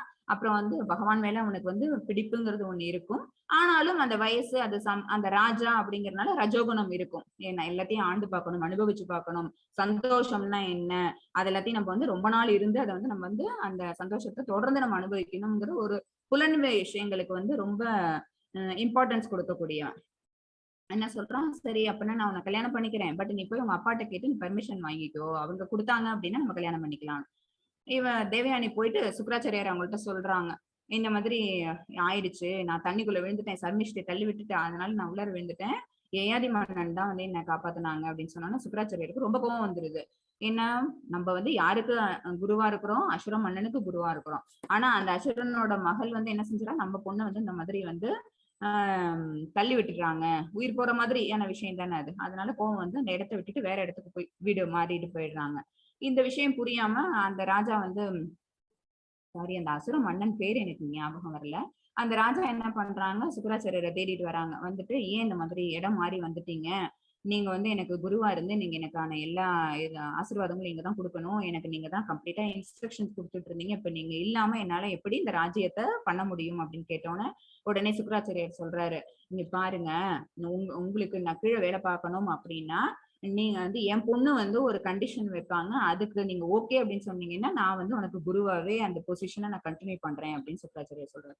சரி, ஓகே, என்ன கண்டிஷன் அப்படின்னோடனே, என் பொண்ணை நான் வந்து இப்ப யயாதிக்கு கல்யாணம் பண்ணி தர போறேன், அவ என்ன கண்டிஷன் வைக்கிறா அப்படின்னா, உங்களோட பொண்ணு சர்மிஷ்டை வந்து என் பொண்ணுக்கு வந்து பணிப்பெண்ணா இருக்கணும். அந்த காலத்துல எல்லாம் வந்து ராஜா அப்படின்னா ராஜா கல்யாணம் பண்ணிட்டு வர போற பொண்ணு இருக்கால, அவ கூடயே என்ன செய்வாங்க, அவங்களுக்கு ஹெல்ப் பண்றதுக்காக, அந்த இளவரசி ஹெல்ப் பண்றதுக்காக பணிப்பெண்களும் கூட போறது வழக்கம். அந்த மாதிரி நீ வந்து ஓம் பொண்ணை நீ அனுப்பி வைக்கணும் அப்படின்னு சுக்ராச்சாரியர் சொன்னோன்னே உடனே இந்த அசுர மன்னனுக்கு என்ன வருது, சரி ஓகே நம்ம பொண்ணு தப்பு பண்ணிட்டா, அதனால இந்த தண்டனை தேவை அப்படின்னு நினைச்சிட்டு ஓகே நான் அனுப்பி வைக்கிறேன் அப்படின்னோன்னு ஏயாதியை கூப்பிட்டு நீ வந்து என் பொண்ணை கல்யாணம் பண்ணிக்கோ சம்மதம் அப்படின்னு அவர் சொல்லிடுறாரு. அப்புறம் ஏயாதிக்கும் தேவயானிக்கும் கல்யாணம் ஆகுது. கல்யாணம் ஆனோன்னு தேவயானி போட்ட கண்டிஷன் படி சர்மிஷ்ட என்ன ஆகுறா, பணிப்பெண்ணா ஏயாதி கூடயே வந்துடுறா இவங்க வந்து நாட்டுக்கு. அப்ப வந்து என்ன சொல்றாரு, தேவயானை விட அழகு சர்மிஷ்டை. அதனால சுக்ராச்சாரியர் என்ன சொல்றாரு, நான் வந்து உனக்கு என்னுடைய பெண்ணை தான் கல்யாணம் பண்ணி கொடுத்திருக்கிறேன், இவளை பணிப்பெண்ணா தான் உன்னோட அனுப்புறேன். சோ இந்த பணிப்பெண்ணை நீ திருமணம் பண்ணிக்கிறதோ இவளோட நீ வந்து குழந்தைகள் பெற்றுக்கிறதோ என்ன கூடாது அப்படின்னு சொல்லி சத்தியம் வாங்கிக்கிறாரு, அனுப்பி விடுறாரு. இங்க வருது, இங்க வராங்க, வந்துட்டு என்ன ஆகுறாங்க, கொஞ்ச நாள் ஆகுது, தேவயானிக்கும் ஏயாதி மன்னனுக்கும் 2 குழந்தைங்க பிறக்குறாங்க. அந்த குழந்தைங்க வளர ஆரம்பிக்குது. அதை பார்த்தோன்னு சர்மிஷ்டைக்கு ஆசை வருது. ஏன்னா பணிப்பெண்ணா இருக்கக்கூடியவளுக்கு வேற வாழ்க்கைங்கிறது கிடையாது, இன்னொரு இடத்துல அவ கல்யாணம் ஆகி போற வாழ்க்கைங்கிறது கிடையாது அவளுக்கு. அதனால அவ என்ன நினைக்கிறா, நம்ம மன்னன்ட்டே கேட்போம், நீங்களே என்ன கல்யாணம் பண்ணிக்கிறீங்களா, எனக்கும் இந்த மாதிரி குழந்தை பிறக்கணும்னு ஆசை அப்படின்னு கேட்டோன்னு ஏயாதிக்கு இப்ப புரியல, நம்ம வந்து சுக்ராச்சாரியருக்கு நம்ம வந்து இந்த மாதிரி வாக்கு கொடுத்திருக்கிறோமே, இன்னொரு பொண்ணை நம்ம வந்து பண்ணிக்க மாட்டோம்னு சொல்லி, முக்கியமா சர்மிஷ்டை கல்யாணம் பண்ணிக்க மாட்டோம் வாக்கு கொடுத்திருக்கோமே, சரி ஓகே இதுவும் விதி விட்ட வழி அப்படின்னு சொல்லிட்டு என்ன செய்யறாங்க, சர்மிஷ்டை வந்து காந்தர்வ மனம், அதாவது தெரியாம பண்ணிக்கிறதுன்னு உண்டு ஓகேவா, அந்த காலத்துல காந்தர்வ மனம் பண்ணிக்கிறாங்க. பண்ணிட்டு அவங்க மூலமா 3 குழந்தைங்க பிறக்குது. சரியா, ஆக முதல்ல 2 அப்புறம் 3 5 குழந்தைங்க பிறக்குது. இது பிறந்து கொஞ்ச நாள் ஆனோடனே தேவயானிக்கு சந்தேகம் வருது. அப்ப சர்மிஷ்டைக்கு பிறந்த குழந்தைங்களுக்கு யார் தகப்பனாக முடியும்னா அப்ப யயாதி தான். அப்ப நமக்கு தெரியாம இந்த மாதிரி ஒரு தவறு நடந்திருக்கு அப்படின்னு தெரிஞ்சோன்னா சுக்ராச்சாரியர்கிட்ட போய் அவங்க வந்து கம்ப்ளைண்ட் பண்றாங்க. அப்பா நீங்க சொன்னீங்கல்ல, ஆனா அதை மீறி வந்து யயாதி மன்னன் என்ன பண்ணிட்டாங்க, சர்மிஷ்டையை கல்யாணம் பண்ணிட்டு குழந்தை பிறந்துருச்சு அப்படின்னு சொன்னோன்னே சுக்ராச்சாரியருக்கு கோபம் வந்தது, பயங்கரமா வந்தது கோபம். வந்துட்டு என்ன கேக்குறாரு, நீ இந்த மாதிரி நான் சொன்னேன், நான் சொல்லியும் கூட நீ என்ன செஞ்ச அப்படின்னா இந்த மாதிரி தப்பான செயலை நீ செஞ்சுட்ட, அதனால எதுக்காக நீ செஞ்ச, புலனின்ப விஷயங்கள் மேல உனக்கு இருக்கிற ஆசைனால. ஓகேவா, அதை ஞாபகம் வச்சுக்கோங்க. புலனின்ப விஷயங்கள் மேல உன்னோட சென்சுவல் திங்ஸ் எல்லாத்தையும் நீங்க வந்து சாட்டிஸ்ஃபை பண்ண முடியாம நீ என்ன செய்யற அப்படின்னா, என் பொண்ணை விட்டுட்டு இன்னொரு ஒரு பொண்ணை நீ கல்யாணம் பண்ணிட்டு அது மூலமா குழந்தை அப்படிங்கிற விஷயமும் வந்துருச்சு. சோ உன்னால இந்த இதய பலவீனம், இதுதான் என்ன அப்படின்னா பற்றுதல், இதய பலவீனம். பகவான் முதல் 5 ஸ்லோகம் மூலமா சொல்ல வந்தது என்ன அப்படின்னா இந்த இதய பலவீனத்தை தான் சொன்னாங்க. நம்ம எங்க வந்துட்டோமோ, எந்த வாழ்க்கையில நம்ம வாழ்ந்துகிட்டு இருக்கோமோ அது மேல நம்ம பற்றுதலை வளர்த்துக்கிறது. அங்க இருக்கிற விஷயம் எல்லாம் என்னது நினைக்க அந்த பற்றுதல், அந்த தன்மை என்ன ஆகும், கூடிக்கிட்டே தான் போகும். ஓகேவா, அதை கட் பண்ணணும். அதை கட் பண்ணாதான் என்ன வரும் அப்படின்னா ஞானங்கிறது வரும். சரியா, இவன் என்ன பண்ணிடுறான், இந்த பொண்ணை கல்யாணம் பண்ணிட்டு 2 குழந்தையோட இல்லாம அந்த பொண்ணை கல்யாணம் பண்ணி அங்கேயும் ஒரு குழந்தை பிறக்குதுன்னு அதற்கு உனக்கு வந்து இந்த மாதிரி சுகம் உனக்கு தேவை அப்படிங்கறதுனாலதான் நீ இந்த தப்ப மேல மேல செய்யற, அதனால நீ என்ன ஆகுற அப்படின்னு சொல்லி முதுமை அடைகிற அப்படின்னு சொல்லி ஒரு சாபத்தை விட்டுறாரு. உடனே தாத்தா மாதிரி ஆயிடுறான். ஏயாதி மன்னன் வந்து உடனே ரொம்ப வயசான ரூபம் வந்துருது, வயோதிகம் வந்துருது. அவனுக்கு தாங்க முடியல. ஆஹா, எனக்கு இன்னும் வயசே ரொம்ப ஆகல, நான் இன்னும் ஆண்டு அனுபவிச்சு பார்க்க வேண்டிய விஷயங்கள் இந்த உலகத்துல எவ்வளவோ இருக்குது, நானும் என்னோட மனைவியோட சேர்ந்து நான் வந்து சுத்தி பார்க்க வேண்டிய விஷயங்கள், அனுபவிக்க வேண்டிய விஷயங்கள், பார்க்க வேண்டிய விஷயங்கள் எத்தனையோ இருக்குது. அது எல்லாத்தையும் விட்டுட்டு இப்பவே நீங்க வந்து என்ன வந்து இந்த மாதிரி வயோதிகம் ஆயிடணும்னு இந்த மாதிரி வந்து இதுல இருந்து சாப விமோச்சனம் இல்லையா அப்படின்னோட உடனே சுக்கராச்சாரியர் சொல்றாரு, நீ யாருக்கிட்ட வேணாலும் போய் கேட்டுப்பாரு, உன்னோட வயோதிகத்தை வாங்கிட்டு அவங்களோட இளமையை அவங்க திருப்பி தராங்க அப்படின்னா, இளமையை தராங்க அப்படின்னா நீ அப்ப அனுபவிச்சுக்கோ, மத்தபடி இதுக்கு வேறு உபாயம் இல்லை அப்படின்னு சொல்லிடுறாரு சுக்கராச்சாரியர். இவன் யார்கிட்ட போய் கேட்பான், இவனோட பையன்கள்ட்ட தான் போய் கேட்கிறான். தேவயானியோட 2 பசங்கள்ட்ட கேட்கறாங்க. அவங்க 2 பேரும் முடியாது, நானும் இப்பதான் என்ன பண்ணிட்டு இருக்கேன், வளர்ந்து இந்த ஒரு யவன பருவத்தை அடைஞ்சிருக்கிறேன், யவன பருவத்தில் நான் பார்க்க வேண்டிய விஷயங்கள் எவ்வளவோ இருக்குது, அப்ப போய் உன்னுடைய முதுமை வாங்கிட்டு நான் என்ன செய்யறதுன்னு சொல்லிட்டு அவங்க எல்லாம் காது கொடுத்தே கேட்கல. அடுத்தது சர்மிஷ்டை மூலமா பிறந்த 3 குழந்தைங்கள்ட்ட கேட்கறாங்க. முதல் 2 குழந்தைங்க வேணான்னு கொடுக்க முடியாதுன்னு சொல்லிட்டு 3வது பையன் கூறுங்கிறவன் என்ன செய்யறான், ஆஹா அப்பா கேட்ட ஒரு விஷயத்த நம்ம செய்யாம இருக்க முடியாது, அப்பா எதுக்காக ஆசைப்படுறாங்க, நம்மளோட இளமை வேணும்னு ஆசைப்படுறாங்க, எவ்வளவு நாள் வேணுமோ அதை அனுபவிச்சுக்கோங்கப்பா, நீங்க எடுத்துக்கோங்கன்னு சொல்லிட்டு அவன் என்ன செய்யறான், தன்னோட இளமையை கொடுத்துட்டு அவரோட வயோதிகத்தை அவன் வாங்கிக்கிறான். ஓகேவா, அதுல இருந்து அவன் வந்து என்ன ஆயிடுறான், பையனோட இளமையை வாங்கிட்டு தன்னுடைய புலனின்ப ஆசைகள் எல்லாம் அடங்குற அளவுக்கு நம்ம இந்த வாழ்க்கையை அனுபவிச்சு பார்த்தணும் அப்படின்னு சொல்லிட்டு அவன் என்ன பண்றான், எக்கச்சக்கமா அவங்களோட என்னென்ன விஷயங்கள்லாம் நடக்கணும்னு நினைச்சாங்களோ எல்லாத்தையும் அவங்க வந்து சாட்டிஸ்ஃபை பண்ண பாக்குறாங்க. பல வருடங்கள் கிடக்குது, எத்தனை வருஷங்கள் ஆனாலும் கூட அவனுக்கு என்ன ஆகல அப்படின்னா அந்த சென்சுவல் திங்ஸ் எல்லாமே என்ன ஆகல, சாட்டிஸ்ஃபை ஆகல. மேல மேல மேல மேலதான் அது வந்து வளர்த்துக்கிட்டே போறானோ தவிர அவனால என்ன பண்ணியது அட் ஒன் மொமெண்ட் அதை எல்லாத்தையும் ஸ்டாப் பண்ணுவோம் அப்படிங்கறது அவனால முடியவே இல்லை. இது முடிஞ்சுதான் அடுத்தது, அது முடிஞ்சுதான் அடுத்ததுன்னு அவனுடைய ஆசைகளுக்கு அளவு இல்லாம போறது. ஒரு நாளைக்கு அவனுக்கு வந்து ஞானம் கிடைக்குது. ஆக நம்ம பண்ணது தப்பு அப்படின்னு சொல்லிட்டு மறுபடியும் பூரு கிட்ட வந்து என்ன சொல்றான், என்னுடைய முதுமையை நீ என்கிட்ட திருப்பி தந்துரு. நீ வந்து இளமையா இருந்து நீ பண்ண வேண்டிய விஷயங்கள் எல்லாத்தையும் நான் என்ன பண்ணிட்டேன், அது எல்லாத்தையும் வந்து கெடுத்துட்டேன். அப்புறம் அதோட இல்லாம நான் வந்து உன்னுடைய இளமையை வாங்கினது மூலமா என்னால வந்து ஒரு விஷயத்தை அடைய முடிஞ்சுதா, ஆசையை நிவர்த்தி பண்ணிக்க முடிஞ்சுதா அப்படின்னு அதுவும் என்னால முடியல. ஓகேவா? அப்ப என்ன என்ன அர்த்தம் அப்படின்னா, அந்த பற்றுதல்ங்கிற அந்த விஷயம் வந்து என்ன ஆகுது, மேல மேல வளருது. அந்த தன்மை பெருகிக்கிட்டே போதோ தவிர, அந்த பற்றுதல்ங்கிறது குறையவே இல்ல அப்படிங்கிற விஷயம் எனக்கு இப்பதான் புரியுது. நான் ரொம்ப தப்பு பண்ணிட்டேன்னு சொல்லிட்டு பையன்கிட்ட என்ன பண்ணிட்டாங்க, மறுபடியும் அந்த வயோதிகத்தையும், அந்த இளமையும் திருப்பி வாபஸ் வாங்கிட்டாங்க. அப்ப பூரு வந்து அவன் தான் சொன்ன பேச்ச கேட்டதுனால, பூருவுக்கு அந்த ராஜ்யத்தை எழுதி வச்சுட்டு, அந்த வயதான தோற்றத்தோட யயாதி மன்னன் காட்டுக்கு போய் தவம் பண்ணி அப்புறமேட்டு பகவான் அடைஞ்சது அந்த கதை. இப்ப இதுல நம்ம என்ன புரிஞ்சுக்கணும் அப்படின்னா, இந்த பௌதிக சம்பந்தப்பட்ட செயல்கள் நம்ம செஞ்சோம் அப்படின்னா, சரி இதை முடிச்சுட்டு இதோட நிறுத்திப்போம். நம்ம கோலை வந்து நம்ம தள்ளி தள்ளி தள்ளி வச்சோம்னாலும் அது தள்ளி வச்சுக்கிட்டே தான் இருப்போமோ தவிர ஒன் பாயிண்ட்ல அதை வந்து கம்ப்ளீட்டா ஸ்டாப் பண்றது அப்படிங்கிறது நடக்கவே நடக்காது. இந்த இதய பலவீனம் இருக்கிற காரணத்தினாலதான் என்ன பண்றோம் அப்படின்னா, இந்த ஆசை மரம் இங்கேதான் இருக்குது அப்படின்னு நினைச்சிட்டு இதுக்குள்ளேயே ஏதாவது கிளைக்குள்ள மாத்தி மாத்தி நம்ம உட்காந்துட்டு அங்க இருக்கிற பழங்களை சுவைச்சுக்கிட்டு இருக்கிறோம். இது எல்லாமே என்ன பிம்பம் தான், இதோட ஒரிஜினல் அங்க இருக்குங்கிற அந்த ஞானமே நமக்கு தெரிய மாட்டேங்குது. ஓகேவா? இது ஏஆதி மன்னனோட கதை வந்து இந்த இதய பலவீனத்துக்கு ஒரு சாட்சியா இருந்துச்சு. இவ்வாறு வேறொரு ஸ்தூல உடலை பெறும் மாதாஜி 15.9 வாசிட்டீங்களா? இல்ல மாதாஜி, இப்ப வாசிச்சிருக்கேன். ஸ்ரோத்ரம் சக்ஷு ஸ்பர்ஷனம் ச ரசனம் கிராணம் வேவச்ச அதிஷ்டாய மனச்சாயம் விஷயான் உபசேவதே. ஹரே கிருஷ்ண மாதாஜி. ஹரே கிருஷ்ணா. இவ்வாறு வேறொரு ஸ்தூல உடலை பெறும் உயிர்வாழி மனதை மையமாக கொண்டுள்ள ஒரு குறிப்பிட்ட விதமான காது, கண், மூக்கு, நாக்கு, தொடுபுலன் ஆகியவற்றை அடைகிறான். இது என்ன அப்படின்னா, மனம் மற்றும் 5 புலன்கள். போன ஸ்லோகால சொன்னதே தான் பகவான் இந்த இடத்துல மறுபடியும் சொல்லியிருக்கிறாங்க. என்ன, ஒரு ஸ்தூல உடலா மாத்தி மாத்தி பெற்றுட்டு இருக்கிறான் அந்த உயிர்வாழியானவன். அந்த ஸ்தூல உடலோட ஆதாரம் என்ன அப்படின்னு பாத்தீங்கன்னா, அந்த புலன்களும் மனதும் தான். இதை தவிர இருக்கு மொத்தம் 24 எலிமெண்ட்ஸ் நம்ம படிச்சுட்டோம் 13 சாப்டர்ல. இதன் மூலம் குறிப்பிட்ட புலன் என்ற விஷயங்களை அவன் அனுபவிக்கிறான். இப்ப புலன் சார்ந்த விஷயங்கள் எல்லாமே நம்மளோட உடம்புல இருக்குது. இது ஒண்ணு எந்தெந்த செயலை செய்ய சொல்லுதோ அது தகுந்த மாதிரியான செயல்களை செஞ்சுக்கிட்டு அதை அனுபவிச்சுக்கிட்டே அவன் இருக்கிறான். ஓகேவா? இது என்ன நான் ஸ்டாப்பா போயிட்டே இருக்குது.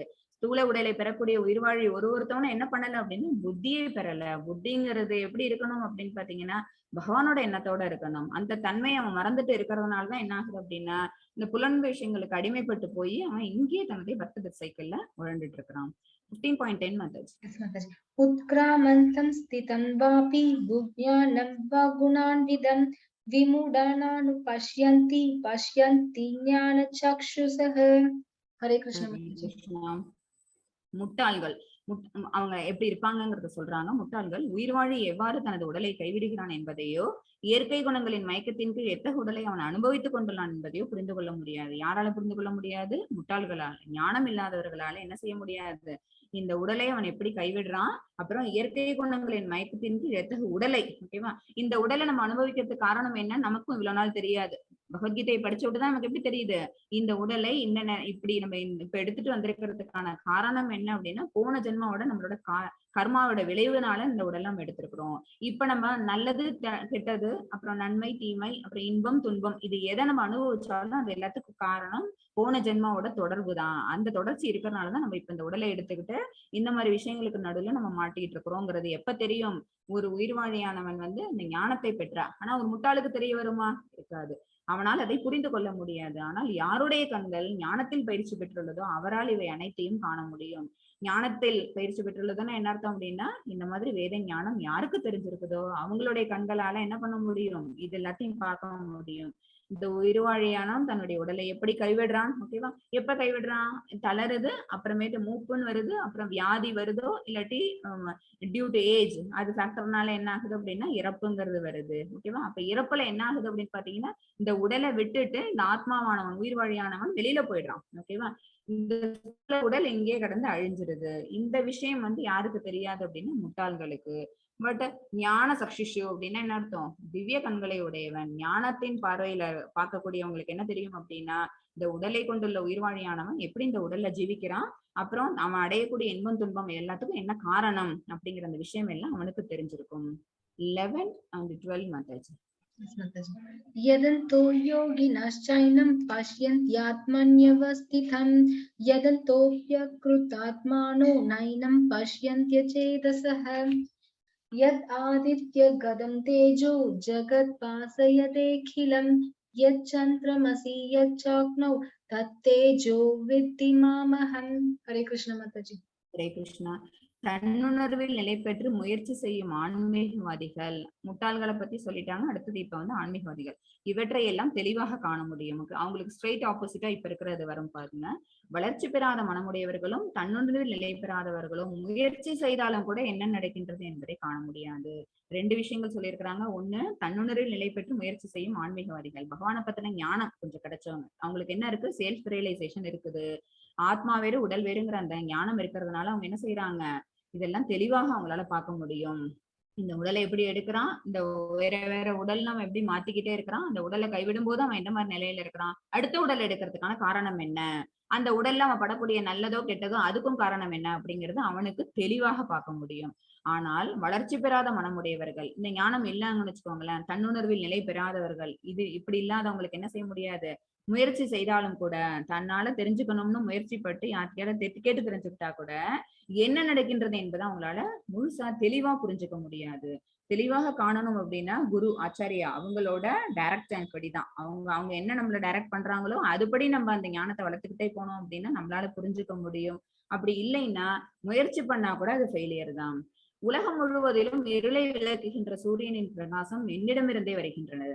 ஓகேவா? சூரியன் யாரு அப்படின்னு பாத்தீங்கன்னா பகவானோட கண்கள் தான் வந்து சூரியனை ரெப்ரசென்ட் பண்ணுது.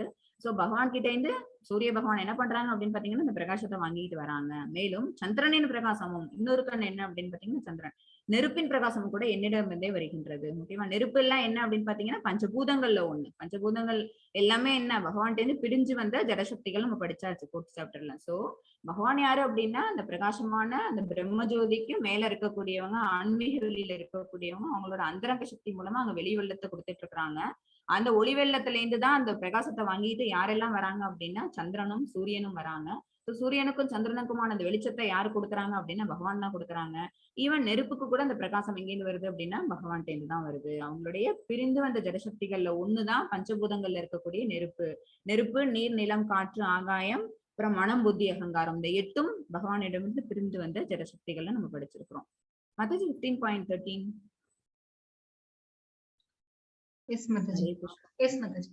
कामाविश्य च भूतानि तारयाम्यहम् ओजसा पुष्णामि चौषधि सर्वा सोमो भूत्वा रसात्महः. हरे कृष्ण माताजी. நான் ஒவ்வொரு கிரகத்திற்குள்ளும் நுழைகின்றேன். இப்ப பகவான் என்ன பண்றாங்க? எல்லா கிரகத்துக்குள்ளேயும் அவங்க நுழையிறாங்க. எப்படி நுழையிறாங்க? நமக்கு தெரியும். அவங்களோட விரிவங்கங்கள் மூலமா அவங்க வந்து ஒரு கிரகத்துக்குள்ளேயும் கர்ப்பகுதேஷாய் விஷ்ணுவா உள்ள நுழையிறாங்க. எனது சக்தியினால் அவை பாதையில் நிலை பெற்றுள்ளன. சூரே மணிகனா இவன்னு படிச்சிருப்போம் நம்ம.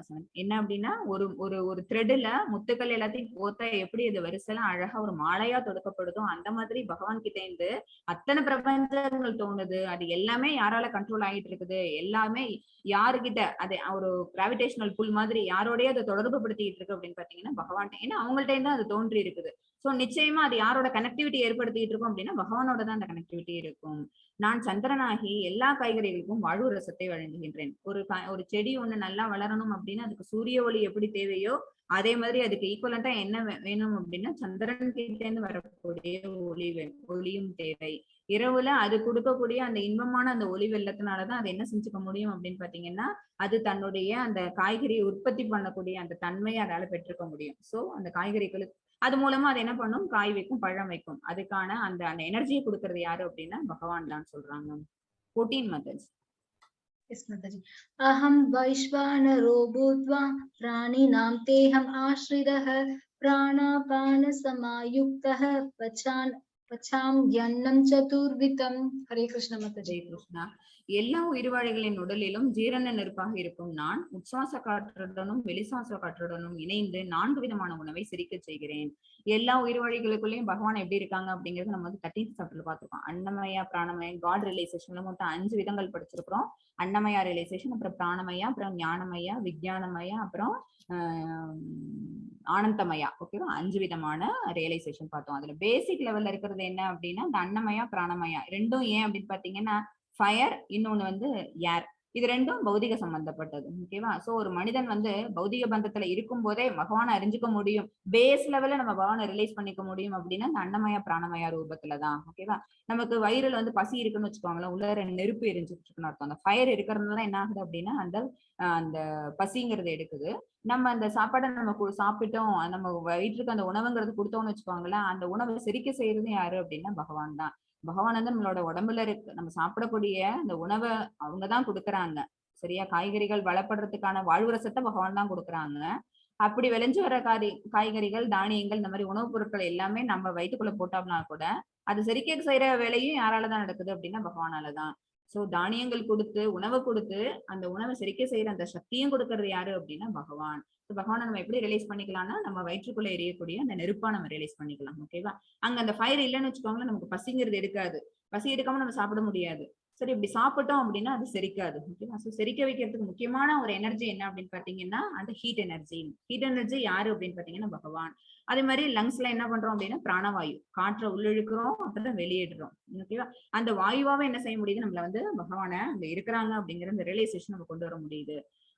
இதெல்லாம் பண்றதோட இல்லாம 4 விதமான உணவை செரிக்க செய்கிறேன். 4 விதமான உணவுங்கிறது வந்து என்ன அப்படின்னா நம்ம அருந்தக்கூடியது, அப்புறம் நக்கக்கூடியது, அப்புறம் சுவைக்கக்கூடியது, அப்புறம் குடிக்கக்கூடியதுன்னு மொத்தம் உறிஞ்சக்கூடியது அப்படின்னு மொத்தம் 4 விதமான உணவுகள் இருக்கு. நம்ம சாப்பிடுறதுலயே பால்னா அதை குடிக்கிறோம். சரியா? அப்புறம் இந்த மாதிரி நிறைய விஷயங்கள் இருக்கிற பாயசம் அதை அருந்துறோம்னு சொல்லுவாங்க. சாப்பாடு அதை மென்னு சாப்பிடுறோம், வெத்தலையை மென்னு சாப்பிடுறோம், சாப்பாடை கடிச்சு சாப்பிடுறோம். இந்த மாதிரி விதவிதமான உணவுகள் இருக்குது. எந்த உணவா இருந்தாலும் அந்த உணவை உற்பத்தி பண்றதும் பகவான் தான். அப்புறம் அந்த உணவை செரிக்க செய்யறதும் யாரு அப்படின்னா பகவான் தான். அவங்களுடைய ஆற்றல் தான். அவங்க இல்லைன்னா நோபடி கேன் சர்வைவ். அவங்களோட வெளிச்சம் இல்ல, அவங்கள்ட்ட இருந்து வரக்கூடிய அந்த பிரகாசத்தை வாங்கிதான் சூரியனும் சந்திரனும் என்ன பண்ணுது அப்படின்னா வெளிச்சத்தை பரப்புது. சோ சூரிய ஒளி இல்லைன்னு வச்சுக்கோங்களேன், சந்திர ஒளி இல்லைன்னு வச்சுக்கோங்களேன், இங்க எந்த ஒரு உயிர் வாழியும் உயிரோட இருக்க முடியாது. Nobody can survive. சோ அதுக்கு ஆதாரமா இருக்கக்கூடியது பகவான் தான். அப்புறம் அந்த உணவுப் பொருள் ஒண்ணு வளருது அப்படின்னு பாத்தீங்கன்னா அதுக்கும் யாரு ஆதாரம் அப்படின்னு பாத்தீங்கன்னா பகவான் தான். இந்த ஒரு விஷயங்கள்லாம் புரிஞ்சுது அப்படின்னா அதுதான் இந்த ஞானம்ங்கிறது. வேத ஞானம் இதெல்லாம் எதுல சொல்லப்பட்டிருக்கு அப்படின்னா பகவானால சொல்லப்படக்கூடிய இந்த வேத ஞானத்துல இருக்கக்கூடியது. 15 மாதாஜி. Yes, सर्वस्य साहं हृदि सन्निविष्टो मत्त स्मृति ज्ञानम् अबोहनं च वेदैश्च सर्वैरहं एव वेद्यो वेदांस्कृत वेद विद्येव साहं. हरे कृष्ण माताजी. ஹரே கிருஷ்ணா. இது வெரி இம்பார்ட்டன்ட் ஸ்லோகா. பகவான் எல்லாம் இருக்கிறாங்கன்னு பாருங்க. நான் எல்லோருடைய இதயத்திலும் விட்டுள்ளேன். பகவான் என்ன இருக்கிறாங்க அப்படின்னா பரமாத்மா ரூபத்துல நம்மளோட உடலுக்குள்ளேயும் விட்டு இருக்கிறாங்க. அவங்க பலவிதமான ரூபங்கள் எடுத்து வந்திருக்காங்க. நம்ம பல சாப்டர்ல படிச்சாச்சு. இங்க வந்து இருக்கக்கூடிய எல்லா உயிர்வாழிகளையும் பரமாத்மா அணுகுல கூட இருக்காங்க. அணுவை விட சின்னதான சைஸ்ல போய் அணுகுல கூட பகவான் இருக்கிறாங்க.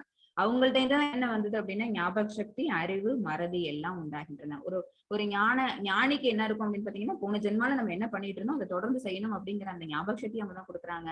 சாதாரண உயிர்வாழியான நம்ம எல்லாருக்கும் என்ன கொடுக்குறாங்க, மறதிங்கிறத கொடுக்குறாங்க. நம்ம அந்த ஜென்மால என்ன பண்ணணும் அப்படிங்கிற அந்த விஷயம் எல்லாம் அம்மாவோட ஊம்புல இருக்கிற வரைக்கும் தெரியும். நம்ம அம்மா வயிற்றுல இருந்து வெளியில வந்த உடனே நமக்கு என்ன வந்துருது அப்படின்னா அந்த ஜட பிணைப்பு கிடைச்சிருது. ஜட பிணைப்பு கிடைச்சோன்னா பகவானோட இருக்க ரிலேஷன்ஷிப்பை நம்மளை கட் பண்ணிடுறோம் நம்மளே. எதனால அப்படி? மறதியின் மூலமாக. சோ அந்த ஃபர்கெட்னஸ் கொடுக்கறது யாரு அப்படின்னா பகவான் தான். அப்புறம் நம்ம செய்யக்கூடிய செயல்கள் எல்லாத்தையும் ஃப்ரீவில் கொடுத்து செய்யறாங்க. எப்ப நம்ம வந்து இந்த மாதிரி செய்யக்கூடிய காரியங்கள் எல்லாத்தையும் நிர்குணமா நின்று செய்யறோம், இந்த ரஜோகுணம் தமோகுணம் வேண்டாம், அதெல்லாம் அறியாமையில செய்யக்கூடிய நிகழக்கூடிய செயல்கள் மயக்கத்தில் தள்ளக்கூடியது. அதனால நம்ம சுத்துவ நிலைக்கு பெறணும் அல்லது அதை விட சுத்த சுத்துவ நிலைக்கு வரணும் அப்படிங்கும் போது அந்த ஞானத்தை யார் கொடுக்குறாங்கன்னா அதுவும் பகவான் தான். அந்த ஒரு நாலேஜ், அந்த இன்டெலெக்டையும் கொடுக்கறது யாரு அப்படின்னா பகவான் தான். எல்லா வேதங்களாலும் அறியப்பட வேண்டியவன் நானே. வேதங்கள் எல்லாத்துலயும் என்ன சொல்லப்பட்டிருக்கு அப்படின்னா பகவானை பத்தி தான் சொல்லப்பட்டிருக்குது. உண்மையில் வேதாந்தத்தை தொகுத்தவனும் வேதங்களை அறிபவனும் நானே. பகவான் வந்து வியாசர் அவங்களோட ரூபம் எடுத்து வந்த போது அவங்கதான் என்ன செஞ்சாங்க, வேதங்கள் எல்லாத்தையும் வந்து அவங்கதான் வந்து பகுதி பகுதியா பிரிச்சாங்க. அப்புறம் வேதாந்த சூத்திரத்துக்கு விளக்கம் எழுதினாங்க, பாகவதம் எழுதினது. இதெல்லாம் என்ன அப்படின்னு பாத்தீங்கன்னா வியாசர் வந்து பகவானோட ஒரு இன்கார்னேஷன். சோ வேதாந்தத்தை தொகுத்தது அவங்கதான். வேதங்கள் எல்லாத்துலயும் யாரை பத்தி சொல்லப்பட்டிருக்குது, யாரை புகழ்ந்துரைக்கப்பட்டிருக்குது அப்படின்னா பகவானை பத்தி தான். வேதங்களை முழுசா யாருக்கு தெரியும் அப்படின்னா அதுவும் பகவானுக்கு தான். பகவான் 15.16 methods. द्वाव इमौ पुरुषौ लोके क्षर एव च क्षर सर्वाणि भूतानि कूटस्थोऽक्षर उच्यते. हरे कृष्ण माताजी. ஹரே கிருஷ்ணா. தவறக்கூடியவர்கள் தவறாதவர்கள் என 2 விதமான ஜீவன்கள் உள்ளனர். ஓகேவா? 2 விதமான ஜீவன்களை பத்தி பகவான் இங்க சொல்றாங்க. ஒருத்தவங்க யாரு அப்படின்னா இந்த ஜட உலகில் இருக்கக்கூடிய ஜீவன்கள். ஜட உலகில் இருக்கக்கூடிய ஜீவன்கள் தவறக்கூடியவர்கள் என்ன அர்த்தம் அப்படின்னா பகவானை மறந்துடுறாங்க, நித்தியம் மறந்துடுறாங்க. அவங்க வந்து தன்னுடைய திவ்யமான தன்னுடைய அறிவுங்க என்ன அப்படிங்கறது உங்களுக்கு தெரிய மாட்டேங்குது. தன்னோட தன்மை பகவான ஒத்த தன்மை நம்ம கொண்டவங்கிற அந்த ஞாபகம் இல்லாததுனால அவங்க மறுபடியும் என்ன செய்யறாங்க, தவறி இங்கே விழுந்துகிட்டு இருக்கிறாங்க. அதுதான் அவங்க ஃபாலிபிள்ஸ். ஓகே, ஆன்மீக உலகில் உள்ளவர்கள் தவறாதவர்கள், அவங்க எல்லாம் இன்ஃபாலிபிள்ஸ். அவங்களுக்கு பகவானை பத்தின அந்த ஞானம் கிடைச்சிருச்சு. அதனால அவங்க என்ன செய்யறாங்க, இங்க ஜட உலக பந்தத்துல இருந்து தன்னை வெளியில ஏத்திட்டு அந்த நிர்குணமா இருந்துக்கு அவங்களுடைய செயல்கள் எல்லாத்தையும் பகவான் பத்தின பக்தி தொண்டை செஞ்சு அவங்க என்ன செய்யறாங்க, முக்தியடைந்த ஆத்மாக்களா ஆன்மீக உலகத்துக்கு போயிடுறாங்க. அங்க போய் பகவானோட ரூபத்தை ஏத்துக்கிட்டு அங்கேயும் போய் அதே பக்தி தொண்டு அவங்க தொடர்ந்து செயல்படுத்திட்டு இருக்காங்க. சோ இருக்கக்கூடிய உயிர்வாழிகள் யாரு அப்படின்னா 2 பிளஸ் இன்னொன்னு வருவாங்க. அடுத்த ஸ்லோகால வரும். தவறக்கூடியவர்கள் தவறாதவர்கள், அப்புறமேட்டு பகவான் பரமாத்மா வேற. ஓகேவா? அதுல இந்த தவறக்கூடியவர்கள் தவறாதவர்கள் 2 யாரு அப்படின்னா ஜீவாத்மா தான். 2 பேரையும் பிரிக்கிறாங்க. ஜீவாத்மா இப்படிப்பட்ட கேட்டகரியிலயும் இருக்கிறான், இந்த மாதிரி கேட்டகரியிலயும் இருக்கிறான். தவறக்கூடியவர்கள் இங்கேயே கடந்து திருப்பி என்ன பண்றாங்க அப்படின்னா தன்னோட சர்வைவலுக்காக கஷ்டப்பட்டுட்டு இங்கேயே இருந்துட்டு இருக்கிறாங்க. தவறாதவர்கள் ஆன்மீக உலகத்துக்கு வந்துடுறாங்க. 17 மாதாஜி. எஸ் மாதாஜி. उत्तम पुरुषस्त्वन्यः परमात्मेत्युदाहृतः यो लोकत्रयम् आवश्य बिभर्त्यव्यय ईश्वरः. ஹரே கிருஷ்ண மாதாஜி. ஹரே கிருஷ்ணா. இந்த இருவருக்கும் அப்பாற்பட்டு உத்தம புருஷரான பரமாத்மா இருக்கின்றார். இப்ப போன ஸ்லோகால சொன்னது தவறக்கூடியவர்கள் தவறாத, அதாவது கண்டிஷன்டு சோல், இன்னொன்னு லிபரேட்டட் சோல். ஞாபகம் வச்சுக்கோங்க. ஒருத்தவங்க யாரு அப்படின்னா கண்டிஷன்டு சோல், இங்கே கட்டுண்ட ஆத்மாக்கள். அப்புறம் லிபரேட்டட் சோல்னா யாரு, முக்தி பெற்ற ஆத்மாக்கள். சோ இங்க இருக்கிறவங்க இந்த 2 பேரு தானா? இல்ல, இன்னொருத்தவங்க இருக்காங்க. யாரு அப்படின்னா பரமாத்மா. கடவுபரிஷத்துல வந்து ஒரு பதம் ஒண்ணு வரும், நித்தியோ நித்யானாம் சேதன சேதனாம். அதாவது இருக்கக்கூடிய நித்தியமான பொருட்கள்ல யாரு உன்னதமானவங்க அப்படின்னு பாத்தீங்கன்னா பகவான் தான். இருக்கிறதே சேதனேஷ் இருக்காங்களா, அதாவது அநித்தியமானவர்கள். அங்கேயும் என்ன அப்படின்னு பாத்தீங்கன்னா பகவான் தான் இருக்காங்க. ஏன்னா இங்க உயிர்வாழிக்குள்ள பரமாத்மா சுரூபத்துல அவங்க இருக்கிறாங்க. இந்த உடலை எடுத்துட்டு இருக்கிற வரைக்கும் தான் அந்த ஆத்மாவுக்கு சாட்சியா உள்ள இருக்கிற பரமாத்மாவும் இருப்பாங்க. இந்த உடல் அழிஞ்சிருச்சுன்னு வச்சுக்கோங்களேன், அந்த ஸ்டேஜ் வரும்போது என்ன ஆகுது, ஆத்மாவும் பரமாத்மாவும் வெளியில ஏறிடுறாங்க. ஓகேவா? சோ நித்தியோ நித்யானாம் சேதன சேதனாம் கட உபனிஷத்துல ஒரு வெர்ஸ் ஒன்று வரும். அது வந்து என்ன அப்படின்னு பாத்தீங்கன்னா பகவானை குறிக்குது, பரமாத்மாவை குறிக்குது. பரமாத்மா ரூபத்துல அவங்க ஒரு உயிர்வாழிக்குள்ளும் இருக்கிறாங்கிறத குறிக்கிறதுக்காக தான் அந்த ஸ்லோகா. அழிவற்ற இறைவனான அவர் 3 உலகங்களுக்குள் நுழைந்து அவற்றை காக்கின்றார். அவங்க எங்கெல்லாம் இருக்கிறாங்க, ஆன்மீக உலகத்திலயும் இருக்கிறாங்க, பௌதிக உலகத்திலயும் இருக்கிறாங்க, உயர்ந்த வைகுண்ட லோகங்கள்லயும் அவங்க இருக்கிறாங்க. எல்லா இடத்துலயும் அவங்க தன்னை சர்வமா வியாபகம் பண்ணிக்கிட்டு இருக்கிறாங்க. அங்க இருக்கும்போது மூல ரூபத்துல இருக்கிறாங்க, வைகுண்டங்கள்ல இருக்கும்போது விஷ்ணு ரூபத்துல காட்சி அளிக்கிறாங்க, பௌதிக உலகத்துக்கு வரும்போது பரமாத்மா ரூபமாவும் அணுவுக்குள்ளேயே நுழையக்கூடிய சின்ன ரூபம் எடுத்தும் அவங்க வராங்க. ஓகேவா? எல்லா இடத்துலயும் வந்து அவங்க என்ன செய்யறாங்க அப்படின்னா காத்தல். அவங்களோட கடமை என்ன அப்படின்னு பாத்தீங்கன்னா இஸ் மெயின்டைனிங் எவ்ரிபடி. 18 மாதாஜி. எஸ் மாதாஜி. यस्माक्षरम् अदितोऽहम् अक्षरात् अभिचोत्तमः अदोऽस्मि लोके वेदे च प्रदितः पुरुषोत्तमः. हरे कृष्ण माताजी. தவறக்கூடியவர்கள் தவறாதவர்கள் ஆகிய இருவருக்கும் அப்பாற்பட்டு நான் திவ்யமானவனாக இருப்பதாலும். இப்ப 3 விதமானவங்க இருக்கவங்கள நம்ம 17 and 16 பார்த்தோமா, அந்த 3 பேருக்கும் நடுவுல என்ன வித்தியாசம் அப்படின்னு பாத்தீங்கன்னா கண்டிஷன்டு சோலா இருக்கட்டும், லிபரேட்டட் சோலா இருக்கட்டும், அவங்க 2 பேருக்கும் அப்பாற்பட்டு திவ்யமானவங்களா யார் இருப்பாங்க அப்படின்னு பாத்தீங்கன்னா அவங்கதான் பகவான் தான். அவங்கதான் உத்தமமானவன். அதனால புருஷோத்தமன்னு சொல்றாங்க. உலகிலும் வேதங்களிலும் நான் அந்த புருஷோத்தமனாக கொண்டாடப்படுகிறேன். இவங்க 2 பேருமே என்ன வரமாட்டாங்க, அந்த இடத்துக்கு அந்த பொசிஷனை ரீச் பண்ண முடியாது. கண்டிஷன் சோல் நிச்சயமா அவங்க எங்கதான் இருக்க போறாங்க அப்படின்னா பௌதிக உலகத்துலதான் இருக்க போறாங்க.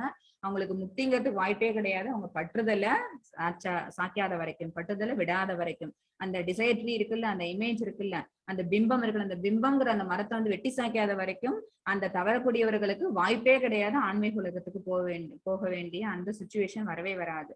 தவறாதவர்கள் இருக்காங்கல்ல, அங்க போயிடுறாங்கல்ல, அவங்க அங்க போயிட்டு என்ன செய்யணும், அவங்களுக்கு கடமை முடிஞ்சிருச்சா, முக்தி பெற்று லிபரேட் ஆயிட்டு அந்த சோல் வந்து அங்க போயிடுச்சு இல்ல, அந்த சோல் ஒன்ஸ் அங்க ரீச் ஆயிடுச்சு அப்படின்னா பகவானோட ரூபத்தை எடுத்துக்குது. அங்க போனோம்னா அதோட ஒர்க் எல்லாம் அக்காம்ப்ளிஷ் பண்ணிட்டா அப்படின்னு பாத்தீங்கன்னா இல்லை, அங்கேயும் போய் இது செய்ய வேண்டிய கடமைகள் இருக்குது. அந்த ஒரு ரூபம் அங்கேயும் போய் அங்க வந்து அதுக்கு என்ன பிறப்பு கிடையாது, இறப்பு கிடையாது, வயோதிகம் கிடையாது, மூப்பு கிடையாது, வியாதி கிடையாது, எதுவும் கிடையாது. எப்போ என்ஜாய் பண்ணிட்டு திவ்யமா நித்தியமா அங்கே இருந்துகிட்டு இருக்கும். ஓகேவா? அந்த செயலை செய்யற வரைக்கும், பகவானுக்கான அந்த பக்தி தொண்டை கண்டினியூ பண்ற வரைக்கும். அது இல்ல, அங்க போய் மறந்துட்டாங்கன்னு வச்சுக்கோங்களேன், எகைன் அவங்களுக்கு என்ன வரும், அல்லது அங்க போய் இந்த சொர்க்கோலகத்துல தன்னுடைய சுகோபோகங்கள் எல்லாத்தையும் அவங்க அனுபவிச்சுட்டு அவங்களோட அந்த புண்ணிய கணக்கு தீர்ந்த உடனே அவங்க எங்க வந்தாகணும் அப்படின்னா மறுபடியும் இந்த ஜடவுலகத்துக்கு தான் அவங்க வீழ்ந்தாகணும். சோ இவங்க 2 பேருக்கும் என்ன இல்லை அப்படின்னா அந்த நித்தியத்தன்மையை மெயின்டைன் பண்ணிக்க தெரியாது. சரியா? அப்ப திவ்யமானவங்க யாரு, உத்தமமானவங்க, எல்லாத்தையும் விட ஒரு பியூரிஃபைடு யாரு அப்படின்னு பாத்தீங்கன்னா அது பகவான். அது உலகத்திலும் வேதங்களிலும் நான் அந்த புருஷோத்தமனாக கொண்டாடப்படுகிறேன். அப்ப பகவான் அதனாலதான் என்னன்னு சொல்றோம் அப்படின்னா புருஷோத்தமா அப்படின்னு சொல்லி பகவான எல்லாருமே புகழுரைகள் கொடுக்குறாங்க. 19 மாதாஜி. Yes, Mataji. यो माम् एवम् असम्मूढो जनादि पुरुषोत्तमं स सर्वविद् भजति मां सर्वभावेन भारत. ஹரே கிருஷ்ணா மாதாஜி. ஹரே கிருஷ்ணா.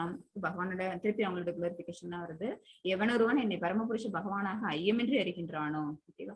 ஏன் அப்படின்னா அவங்க தவறாதவர்கள் தெரிஞ்ச இன்ஃபாலிபிள் அச்சுத, பகவானுக்கு அச்சுதன்னு ஒரு பேரு உண்டு. அச்சுத அப்படின்னால என்ன அர்த்தம் அப்படின்னா இன்ஃபாலிபிள். சரி, அவங்களுக்கு என்ன எப்பவுமே இந்த மாதிரி ஜட ஆசை வராது. நித்தியமான ஒரு தன்மையுடையவர்கள், அதான் அதுக்கு அர்த்தம். அவன் எல்லாவற்றையும் அறிந்தவன் ஆவான். அப்ப அவங்கள பகவான் அச்சுத அப்படின்னு புரிஞ்சுக்கிறான். யாரு ஒருத்தவன் புரிஞ்சுக்கிறானோ அவனுக்கு வித் நோ டவுட் அவன் தான் என்ன எல்லா ஞானத்தையும் தெரிஞ்சவன் ஆறான். எனவே பரதனின் மைந்தனே, அவன் எனது பக்தி தொண்டில் தன்னை முழுமையாக ஈடுபடுத்திக் கொள்கிறான். எப்போ ஒருத்தவங்க பக்தி தொண்டு பண்ணுவாங்க அப்படின்னு இந்த ஞானம் கிடைச்சாலும் கூட, பகவான் நிறைய ஞானம் கொடுத்தாங்க.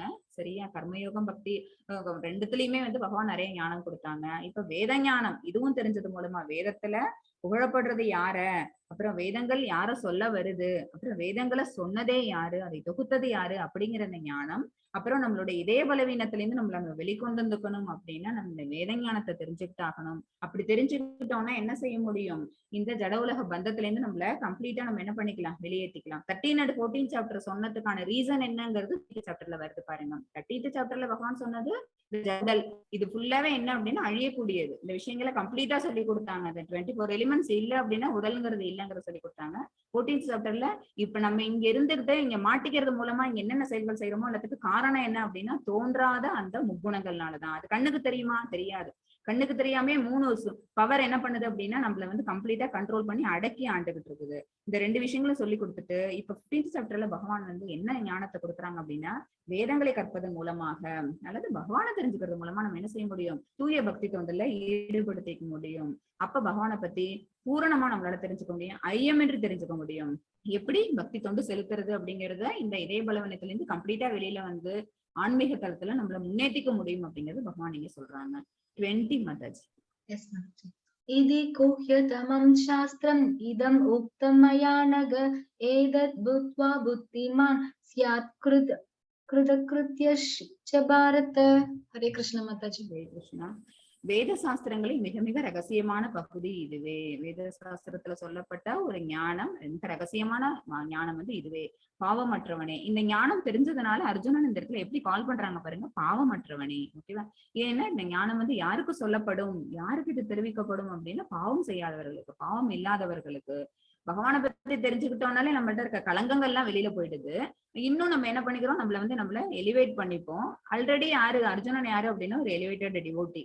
அந்த டிவோட்டிக்கு இந்த மாதிரியான தன்னுடைய சீடனுக்கு, தன்னுடைய பக்தனுக்கு இப்படி ஒரு ஞானத்தை கொடுத்ததுனால அவன் பாவமற்றவன் அப்படின்னு பகவானை என்ன செய்யறாங்க இந்த இடத்துல வெளியில சொல்றாங்க. பாவமற்றவனேன்னு கால் பண்ணிட்டு தற்போது என்னால் இது வெளிப்படுத்தப்பட்டுள்ளது. இதனை புரிந்து கொள்பவன் அறிஞன் ஆவான். அவனது முயற்சிகள் பக்குவத்தை அறியும். அவன் செய்யக்கூடிய எல்லா செயல்களும் எப்படி இருக்கும், இனிமேல பகவான பத்தின ஞானத்தோட அவன் எடுத்து வைக்கிற எல்லா செயல்களும் இனிமேல பக்தி செயல்களாவே அவன் மாத்திப்பான். இப்பயுமே பகவான் என்ன சொல்றாங்க அர்ஜுனனுக்கு, நீ உன்னுடைய எல்லா விஷயங்களும் எங்கிட்ட சரண்டர் பண்ணிட்டு நீ உன்னுடைய கடமையை நீ செய். சரியா? யாரு அவன் ஒரு சத்திரியன்கிறதுனால உன்னுடைய கடமை என்னவோ போர் செய்யணும். சோ அதோட முடிவு என்ன இருந்தாலும் அதை எனக்கு நீ சரண்டர் பண்ணிடு, அந்த கடமையை நீ செய் அப்படின்னு பகவான் இந்த இடத்துல அவனுக்கு அறிவுறுத்துறாங்க.